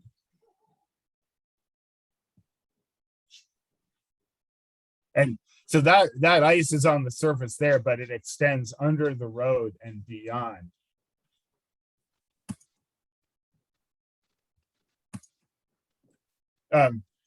This is an interesting graph just to put it into the context of a longer timeline. There's a series of permafrost boreholes across Alaska. It was built kind of around the same time that the Alaska pipeline was built. This particular borehole is at 8 Mile Lake. So many of you are familiar with that pipe that sticks out of the ground near 8 Mile Lake. It's been measured since 1985. And so these lines here show the temperature at different depths within the borehole. And I'm not going to get into the details of it, but basically this tells the story that the permafrost at multiple depths, even as deep as about 90 feet, which is the bottom of this particular borehole, has warmed substantially over about the 35-year record. And so we see permafrost warming at 8 Mile Lake. And we can, you know, with some level of confidence say that climate warming is at least part of the cause of this particular rock glacier speeding up. So, you know, I've told you a little bit about the history in closing. I just want to tell you what it looked like last summer. So this is a shot of the Pretty Rocks landslide just about 3 days after we stopped maintaining it. As you all probably know, the Park Service made the decision to only have the road open to East Fork at early this year. We closed the park road about a month early because of this. In late August, our facilities team were dumping over 100 dump trucks of gravel per week on this site to keep it traversable. And it was speeding up to the point where that just wasn't sustainable anymore and it wasn't safe. And so in late August, the road was closed. This is what it looked like 3 days after the last dump truck dumped gravel on it. This is another shot of the same time. And just in closing, this is what it looked like just a few days ago. Some park staff got to go out there in a helicopter and take a quick look and make some measurements. So it continued to drop. This is actually a shot of our park wildlife biologist who safely creeped up to the edge of the landslide, and she's using a rangefinder, a laser rangefinder, to measure the eastern scarp there, which is where most of the movement is, and it clocked in at 31 feet. So that's a lot different than what it was a couple of years ago in March when it was 18 feet. Just want to point out that there's a much more detailed story about this with lots of supporting data and graphs and on our website. So if you want to take a deeper dive into the science of the rock glacier that we call Pretty Rocks, it's all on our website. And I believe Brooke Merrill, our acting superintendent, is on the line here, and I think she has a few things to say about our plans moving forward to address this issue. Thanks. I will unshare my screen if I can figure out how to do that. Hi, everyone. For those I don't know, Brooke Merrill, Deputy Superintendent, and Clay, just want to thank you for the invitation, and Dave, thanks for the great presentation. I have seen it a number of times now and have not gotten bored with it yet. So I guess I'm here to answer any questions we may have. I'm going to take a second and try and get back to a normal view here. Something strange happened while I was watching the video. There we go. I'm here to answer any questions you may have, but I thought I'd just talk for a minute about what our plans are going forward into 2022. Dave talked about our decision to close the road early as we weren't able to keep up with the rate of movement at the slide in August. In October, I'm sure everyone here knows we made the hard decision to not open past Pretty Rocks in 2022 at all, and instead really pivot towards trying to get the permanent fix in place. So that would be the proposed bridge that we're working on with compliance and design over this winter. The reasons behind that are what Dave just showed us. The rate of the slide is just reaching a point where we are not able to fill that slump for safe passage. And so using that 2022 season to get contractors on the ground will actually get us to hopefully open the road in 2024. So that's where our concentrations are. Our concentration is over this winter as we look to put together funding and contracting, work on our environmental and cultural compliance and design for that bridge. Last month in October, at the end of October, the Senate did approve 11 of the 22 million we were seeking to move from 2023 funding into 2022 so we could get that jump start. We are looking for the other half of that. I'm confident we'll get it. We have a lot of support in our national office, and we're really just exploring a number of potential funding streams to make up that difference to move ahead in 22. The earliest we expect to see a contractor on the ground, just due to contracting timelines that Federal Highways has, is July of 2022, and the work that would be done in 22 is really the earthwork that would be needed on the west side of that slump. For those who are familiar with the area, that would be needed to allow for a bus turning radius on that end. And then the bridge installation would occur in 2023. So that's just a rough sketch of what's going to happen at the slide. We're spending a lot of time thinking about what the experience is in Denali in 22 and 23 as this work continues. You know, we will be turning around all buses at or before East Fork. So a lot of those longer tours and the transit buses will be turning around at that point. That shuts down the west end operations for National Park Service for those years, which includes Eielson Visitor Center, Wonder Lake, but provide some opportunities too. We're expecting to provide a really good interpretive opportunity at the East Fork cabin, which is usually not open to the public, and working to just pivot to other experiences during these years that may not be available once that bridge is in place and we're back to normal operations.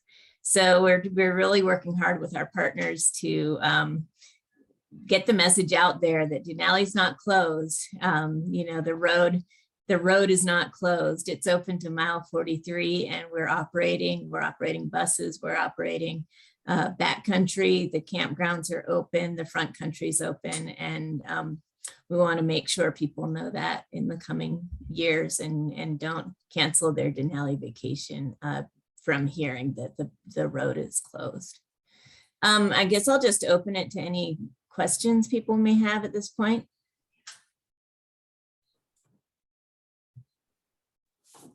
Any questions for Ms. Merrill?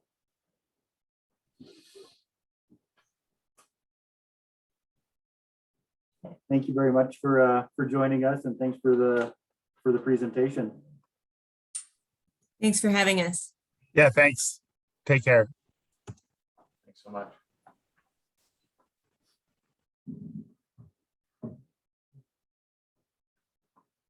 And we also have a representative from MTA to talk about the broadband grant project that we have on our agenda. So thanks for joining us, Mr. Ponder. Thank you. Good evening, Assembly members and Mayor Walker. My name is Ryan Ponder. I'm the Director of Legal, Regulatory, and Government Affairs here at MTA. Also oversee all the grants that MTA puts in for. Also on the line is a colleague, Brian Leaders. He's our MTA network planner. So I would also just like to begin real quickly by echoing the congratulations offered to the recently re-elected and elected Assembly members. I wish you the best during your term of service. I greatly appreciate this opportunity to briefly present on the NTIA, the National Telecommunications and Information Administration Broadband Infrastructure Program, which we're anticipating to find out next week whether the grant will be awarded to the Denali Borough and MTA. We look forward to that and anticipate the 15th coming up here real soon. In the last year, the grant doors have certainly been opened with a number of different federal broadband grant opportunities being offered. Most recently, as Mayor Walker provided information on, was the passage this last Friday of the infrastructure bill in Washington, D.C. We anticipate and look forward to seeing the infrastructure built up with those funds that will be coming to Alaska. That being said, when NTIA BIP grant was announced, we were excited to reach out to a number of, MTA serves 3 different boroughs. And so we were excited to reach out and have the conversation with Mayor Walker in relation to this grant and our hopes of updating the area there within the borough and the network that runs through the borough. And so if I might, I'd love to be able to share my screen for a few, just a couple slides that kind of provide an overview of the grant and the broadband infrastructure program. Yeah, give us one. give us a second here and we'll see if we can make that happen. And if not, that's totally fine. I can just run through these. I'm the smart one. Wait, which one is it? Right. We're working here in the office to see if you can share your screen. Did you click on him? I did. I'm in there, yeah. I did that. Why is it a hand? Mickey Mouse. Mike. And assembly members, it's completely all right. I can just Make a co-host? Yes. Try now. Oh, there we go. All right. Very good. Can you Youngest see my ones in the room. We did it. Can you see my screen at this time? Yes. Yes. Wonderful. So what breakdown of the application as far as the BIP grant goes, the route that was put forth has 6 different areas with over 61 miles worth of fiber optic cable that would be added to the Denali Borough there within our network. It'll offer 248 unserved or underserved, broken out as the slide indicates, 204 underserved with 44 unserved locations. The federal grant that was put in is in excess of $7 million. There is a match to that grant. It's a 10% match, which MTA is picking up there if we are awarded, which is over $750,000 at $830,000 total, is $8.3 million for the proposal that has been submitted to NTIA. What we're looking at is the award announcement to come out on the 15th.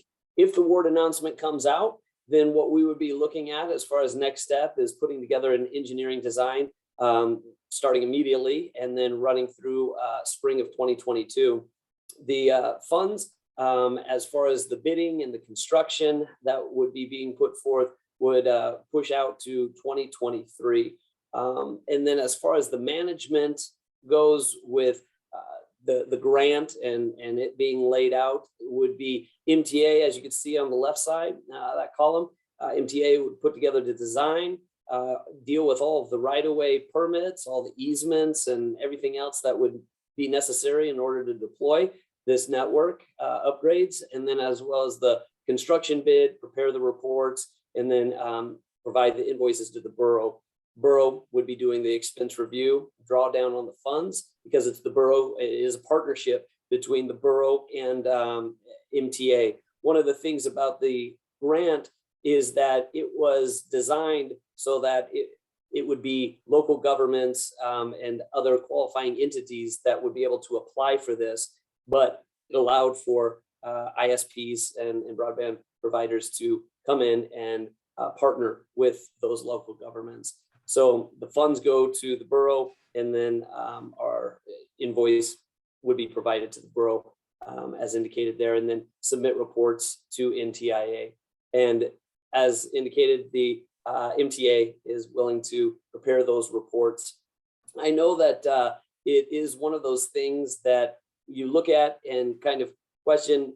There's a lot of areas that may be underserved or not served at all. MTA is definitely cognizant of those areas. We service 10,000 square miles, as I indicated, 3 different boroughs. And so we're always trying to ensure that we're allocating funds and putting in and building and expanding in something of a phase mentality. So if this grant is awarded, this would offer the ability to then phase out or I'm sorry, go to next phase. And that would be to branch out from the network that's being upgraded and put in if the grant were approved.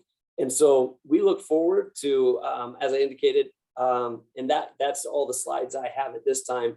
And there we go. And so we look forward at seeing what comes out here in the next week or so, and whether or not we will be awarded that. So I'm more than willing to entertain any questions that you may have in relation to the NTIA BIP application. I have a comment. Yes, please. Yeah, I heard that last part of what you said. I like this. I like it's a needed addition to our borough. I wasn't happy that the north is not included. Clears and Anderson is, there's a lot more resources coming into Clear Air Force or Space Force Station. And with that, we're getting more permanent people moving in this area. And a lot of these guys working here are dependent upon the internet and broadband service, and it's limited here, and it makes it hard for them. And so future expansion to cover from 271 to the rest of the borough to the north, it seems like a smart move. It's going to be in your best interest to include us. There's going to be a lot of service. Thank you, Assemblymember Stinger. I really appreciate that. And, you know, hearing that is always a good thing. One of the things that we did look at with this project was the size and also the match funds. And so if we can get this grant put in place, these updates to the network, again, we'll be able to then go into a phase 2, a phase 3, kind of looking at, okay, where are the next areas that we can now branch off for and be able to provide the service that we're looking to ensure that all of our members one day will be able to receive. So I really do appreciate that, Member Stinger. Thank you. Thanks. Mr. Chatfield has his hand up.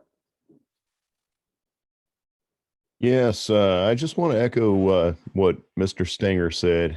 There's a tremendous number of people that are going to be moving into that area, comparatively speaking to what we have now. And I anticipate the city of Anderson is going to be growing, and you know, if you could see what you could do to get it at least that far, that would be great. That's going to primarily be where most of the people are going to be moving to, I would presume.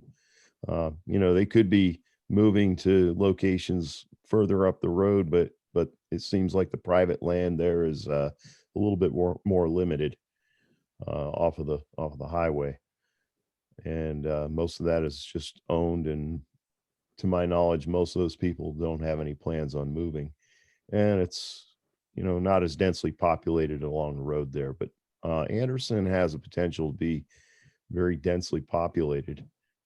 There's a lot of lots that have been abandoned, things that are undeveloped, and a lot of things that are underutilized there. And there's going to be a lot of people moving in once they realize that there's that place available as they start working out at Clear. Thanks. Thank you.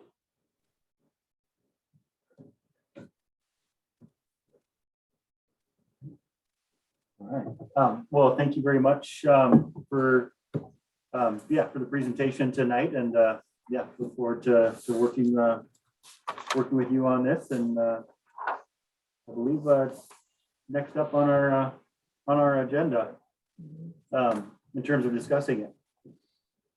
Wonderful. Thank you very much. Really appreciate it and look forward to the announcement. Thank you. So that brings us to ordinances. No draft ordinances tonight, but we do have the pending ordinance, which is the MTA Broadband Infrastructure Grant.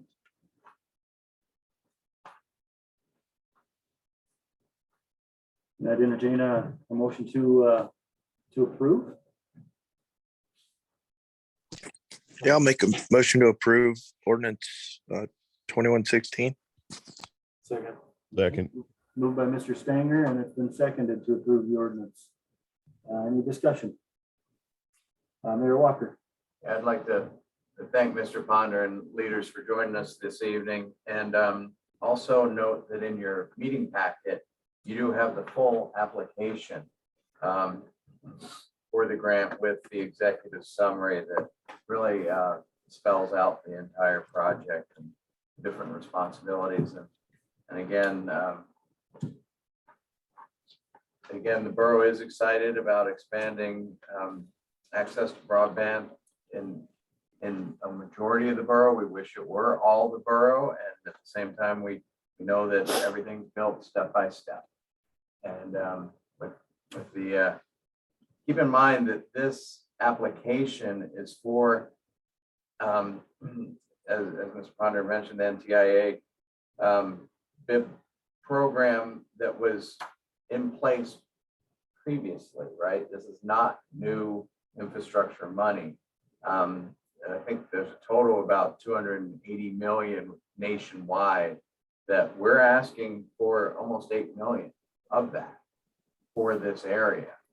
And then I mentioned the other number that's in the new bill of 42 billion for further build out.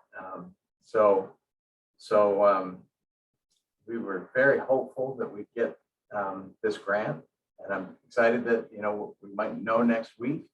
Do believe that broadband access is important for our economic development.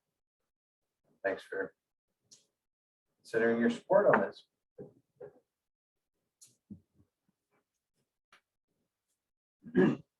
Assembly discussion?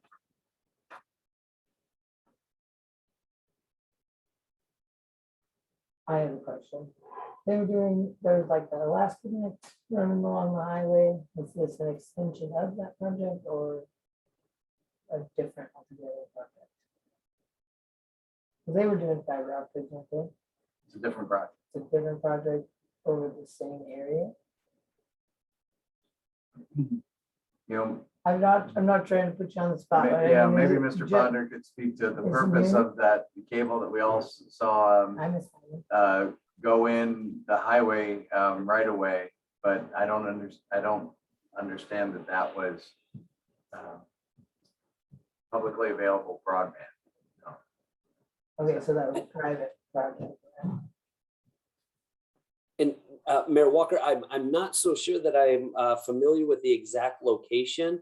What I know that what we're doing is going in and replacing copper that's currently there and replacing that with fiber. But I think this is something maybe different, Mayor Walker. Is that accurate? Yeah, that's as I understand. I understand that a lot of the fiber that was installed kind of recently here served a particular purpose for our national defense. Oh, that's what I was at.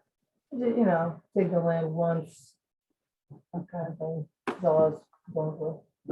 And there was upgrades made. I live out on the Stampede Road, and they had fiber lines come down 3 or 4 years ago, and I know the Tri-Valley subdivision had similar in the fall, not too long ago. And it was at this, I'm guessing that was a similar project of replacing, upgrading those lines, and this is a grant to extend that process further Okay. to more folks that haven't been reached yet. Is my read? Does that make sense to you, Mr. Ponder, what we're taking from this? Yes, and again, I would go back to the project is replacing what's currently there, the copper lines, and in replacing that with the fiber lines. There's a number of different areas that we actually might be able to get Mr. Leaders on if there's a specific location that you're aware of. He would know that project and what that might have been doing or what it did. Or do you have a specific location?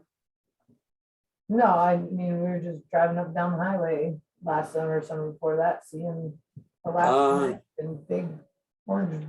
Okay, so that was probably our Alcan 1 project. It was a project that allowed the first all-terrestrial fiber optic line to go from Alaska to the lower 48.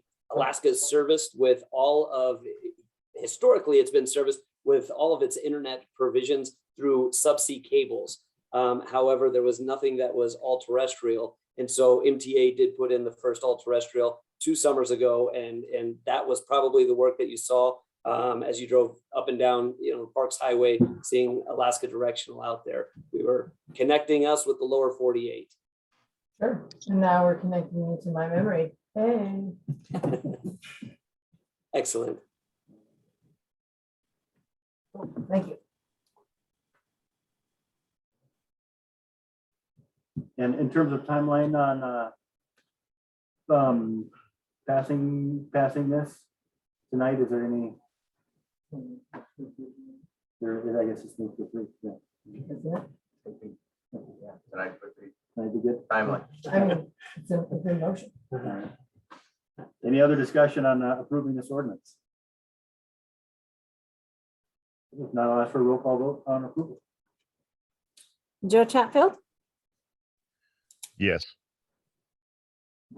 Dominic Canali, Yes. Krista Zappone, Yes. David Alexander, Yes. Jeff Stanger, Yes. Talon Shreve, Yes. Lisa Minor, Yes. Jared Zimmerman, Yes. it's unanimous. Ordinance is adopted. And that'll bring us to resolutions. And first up is the Support Alaska Travel Industry Association and their marketing efforts through the Travel Alaska program. Yeah, I move to approve resolution 21-15. I'll second it. Moved by Mr. Canali to approve and it's been seconded. Discussion on the ordinance. Mr. Canali. Yeah, I just want to first of all thank Vanessa Chusak, Executive Director for the Denali Chamber of Commerce, for bringing this issue to our attention at last month's regular meeting, where she had attended a recent ATIA, Alaska Travel Industry Association event. And their request for support to get the state to pony up some marketing support dollars for Travel Alaska, which is really critical, not just for the borough at large to rebuild our tourism industry, but it's really for the small businesses that are in the hospitality and leisure industry. Those businesses are really well served by the Travel Alaska marketing program that ATIA administers, with a direct link to our Discover Denali website and our local visitor center that Ms. Chusak runs. So really, as we look to rebuild our tourism business back to pre-pandemic levels, it will require a pretty robust marketing effort to get the word back out, especially when you hear the Park Service talking about a road closure at mile 42 to the general public. That could mean is that, the same as the road is closed and therefore the park is closed and people, aren't inclined to come and visit Denali. Yet there, as we know, a ton of other activities that don't really pertain to having an in-park experience that are quite meaningful and critical to the survival of our local business community. So really what this resolution does is request the state to pony up marketing dollars. Historically, they have provided that.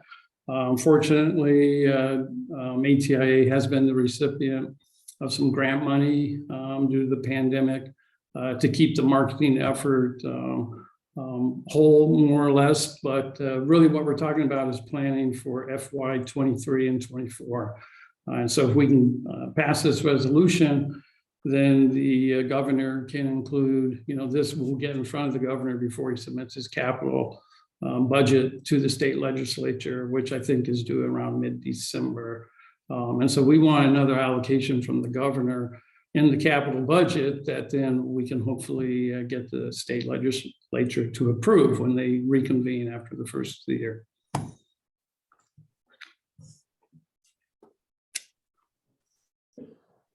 Other discussion?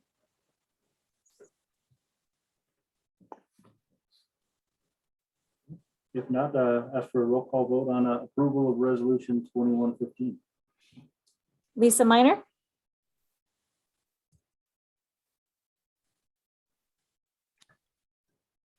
Yes. Jeff Stanger, Yes. Krista Zappone, Yes. Dominic Canali, Yes. Talon Shreve, Yes. David Alexander, Yes. Joe Chatfield, Yes. Jared Zimmerman, Yes. it's unanimous. Resolution is approved. That brings us to resolution 21-16, which is support the Denali National Park and Anna River Corridor Trail Development. And I am going to ask to be excused from this one. I've worked on the Anna River Trails Plan for a number of years, so it would not be appropriate for me to weigh in this forum. So I would pass the gavel off to Ms. Zapone. If you'd be willing to excuse me here. Yeah, I move to approve resolution 21. wait, we have to excuse him first. No, I'm in charge. All those, sorry, it only happens a few times a year, everybody. Anybody opposed to Mr. Zimmerman's excusal due to conflicting interests? Okay, hearing none. I move to approve resolution 2116, support the Denali National Park and Anna River Corridor Trail Development. I second. Okay, it has been moved by Assemblymember Shreve to approve resolution 21-16. The resolution of the Denali Borough supporting Denali National Parks and the Anna River Corridor Trail recreational and infrastructure planning effort. Is there any discussion on what is before us? As always, Mr. Mayor. Thank you. Yeah, I did craft this to bring before you. I considered, making a comment as the mayor, and I thought that it'd be worthwhile for the assembly to support and this effort. And specifically, I was very pleased to see, I know that they've been planning this hiking path along the bluff edge for a long time. And shoot, it was in the 97, concept plan, right? And we knew that was in development, but this multi-use trail that's in this particular concept, I think is fabulous. It's not exactly roadside adjacent. It's not within the right of way. You're not going to have semis going by as you ride your bike. It's going to be off into parkland, but it is a more direct route that people would use while going out around the bluff edge. It's a few miles further, frankly. So to see them both in this plan, and yeah, the consideration of bicycles, right? I think is great. And it does consider potential campgrounds and enhanced winter use. And so the resolution you have before you, remember, this is a concept stage right now. It's supporting the concept. Later, there will be actual plans. And so we're saying here that we enthusiastically support the Anna River Corridor Trail and Recreation Infrastructure Planning effort, and specifically express support for the development of both a bluffside hiking trail and a more direct but enjoyable multi-use trail, as well as the inclusion of groomed ski trails for winter use, which would be fabulous. Anybody else? Points of discussion or questions? Okay, hearing none, I would ask for a roll call vote for the approval of resolution 21-16. Jeff Stanger, Yes. David Alexander, Yes. Talon Shreve, Yes. Dominic Canali, Yes. Lisa Minor, Yes. Joe Chatfield, Yes. Krista Zapone. Yes. It's unanimous. Take it back.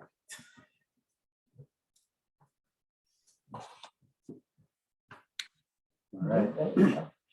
Thank you, Ms. Zapone. Brings us to other business. We have a liquor license renewal application for the Denali Grizzly Bear. Do not protest. I'll say. Moved by Mr. Shreve to not protest. It's been seconded. Any discussion on the renewal application? Anyone opposed to not protesting? Call that a unanimous non-protest.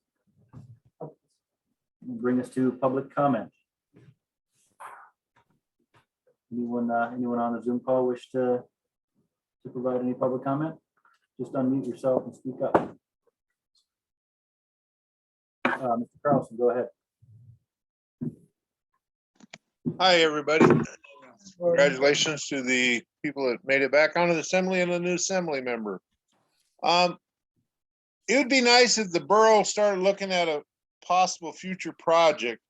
Instead of always thinking about the tourists, let's think about the Alaskans and maybe look at working with DOT or trying to talk DOT into creating maybe 2 decent sized pullouts in the Denali Borough somewhere, maybe one on the south end, maybe somewhere up slightly north of Healy or something, where the truckers and the end, have a chance to get off the road.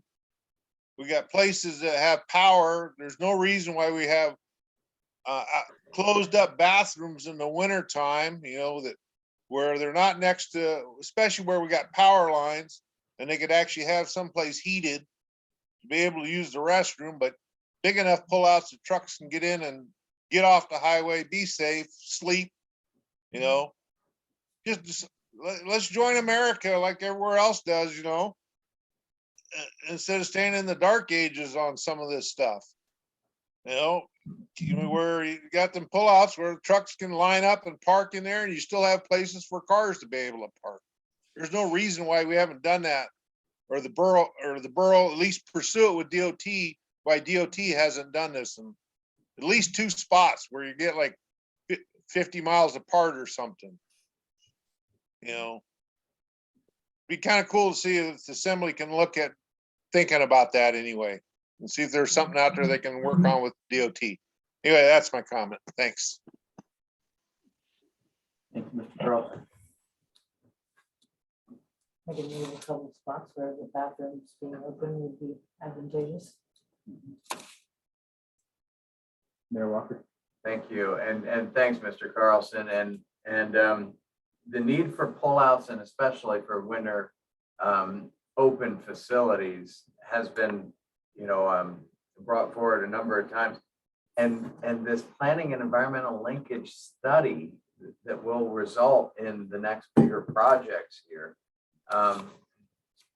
That is a great place to identify those needs. I know I've been a participant. I know that I've spoken to that in there where it is in the ranking, because there's prioritization as well involved in the study. And it's not finalized. There's still time to put a stamp on it to get other things in there. But that's a really good mechanism for planning this type of infrastructure. And information about the Pell and how to participate is on the DOT website under it's called the Cantwell to Ferry Planning and Environmental Language Study.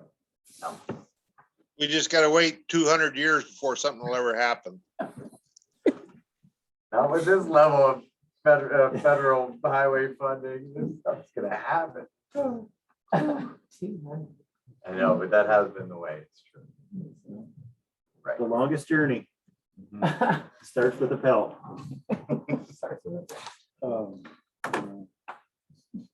Any other public comments?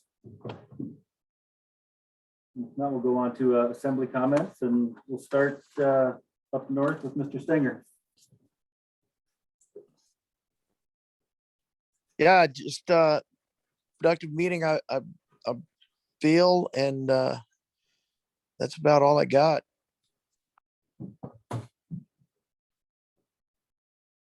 Yes, thank everyone for a good meeting. Ms. Cohen. Yeah, I have, I don't know which hat to put on for this, but the Denali Borough Assembly has partnered with the Healy Valley Lions Club. So both of those entities I am associated with.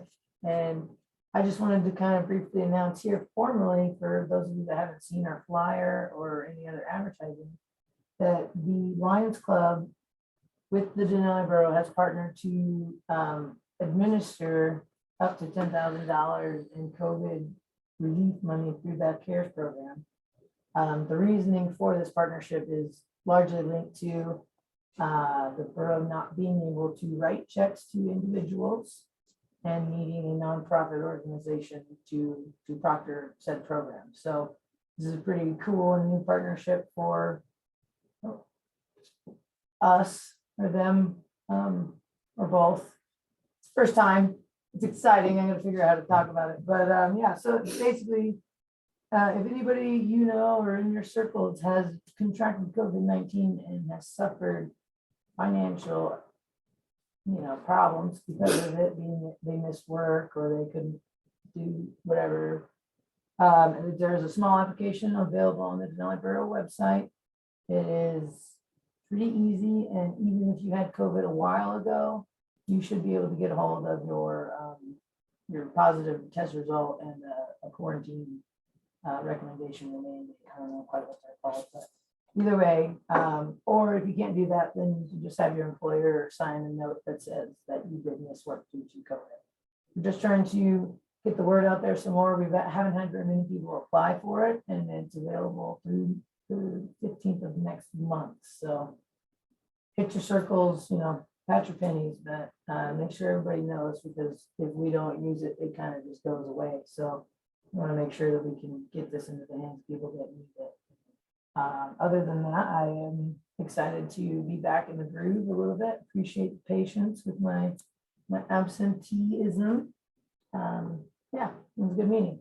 Good to see all you guys again. Mr. Chatfield.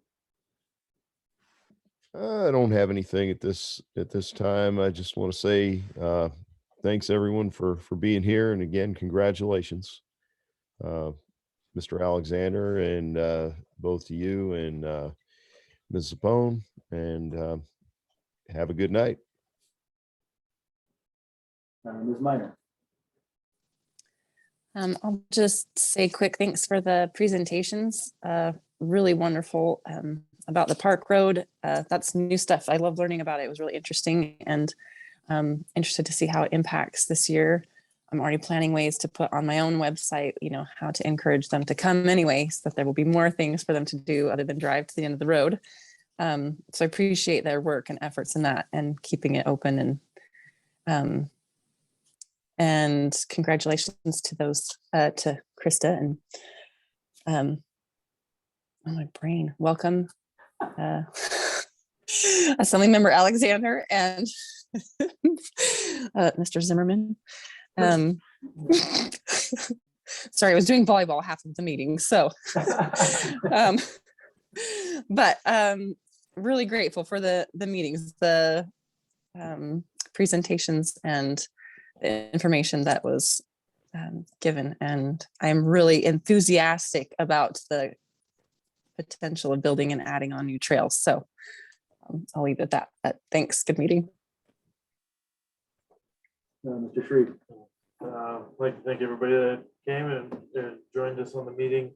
And also congratulations, Mr. Alexander. I was glad to see that there was a couple people running. I always like to see tested positions. That way we can have a choice.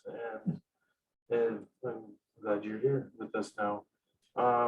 And I also just wanted to say that on December 16th, Neighbor to Neighbor will be doing their annual Christmas boxes. So volunteers are welcome, and they have the information on Facebook. So if there's any families that you might know that are in need, please fill out the application for them. Thank you. Mr. Alexander. I wanted to thank the Alaska Municipal League for the training for the last 2 days. It was excellent, the newly elected officials training, and thank the borough also for making it available and facilitating that. And a fun meeting. That's it. And Mr. Canali. Yeah, thank you. Great meeting. I echo what Mr. Alexander said about AML and the newly elected officials training. I went through it last year as a newbie. It was very abstract, a lot of information, pretty intense. Now, after a year under my belt, I can put a little bit of context to the information and the lessons communicated. And I have to say, hats off to the borough and, the assembly members for bringing such a strong culture of dignity, respect, just in the civil discourse to our discussions.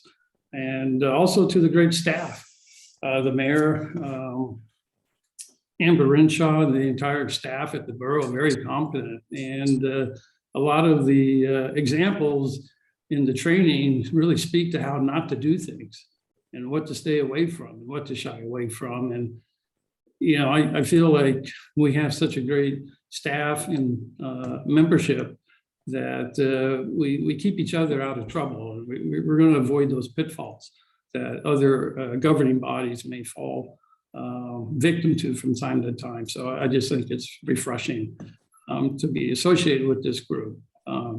And other than that, tomorrow's Veterans Day. So thank you to all veterans present and past for your service. Greatly appreciated. Thank you. Brings us to time and place of the next meeting.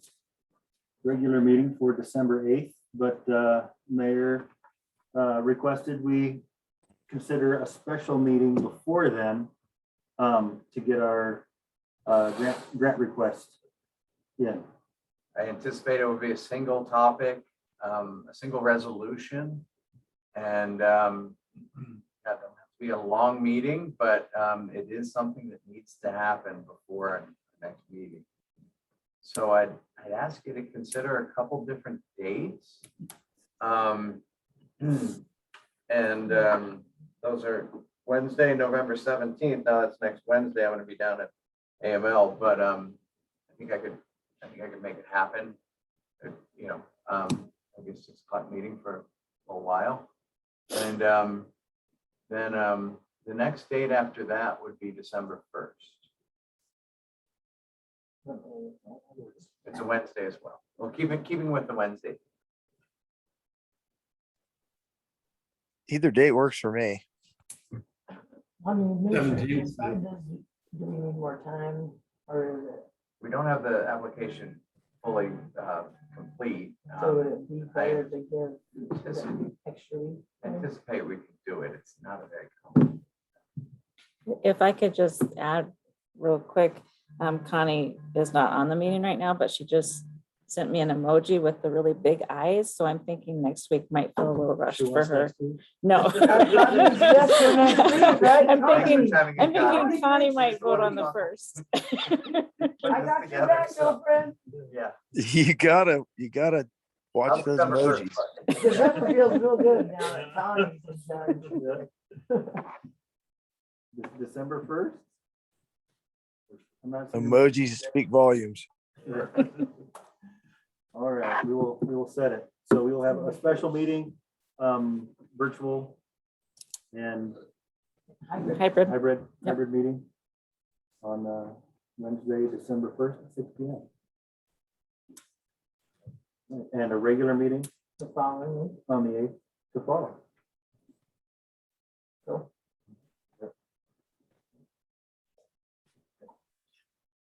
Move to adjourn. Second. I'd be there all night. There's a thing. Okay, unanimous. Call it adjourned. Thanks, everyone. Meeting, See you in a everybody. couple of weeks. Yeah, good meeting. Thanks, everybody. Good night. Good night.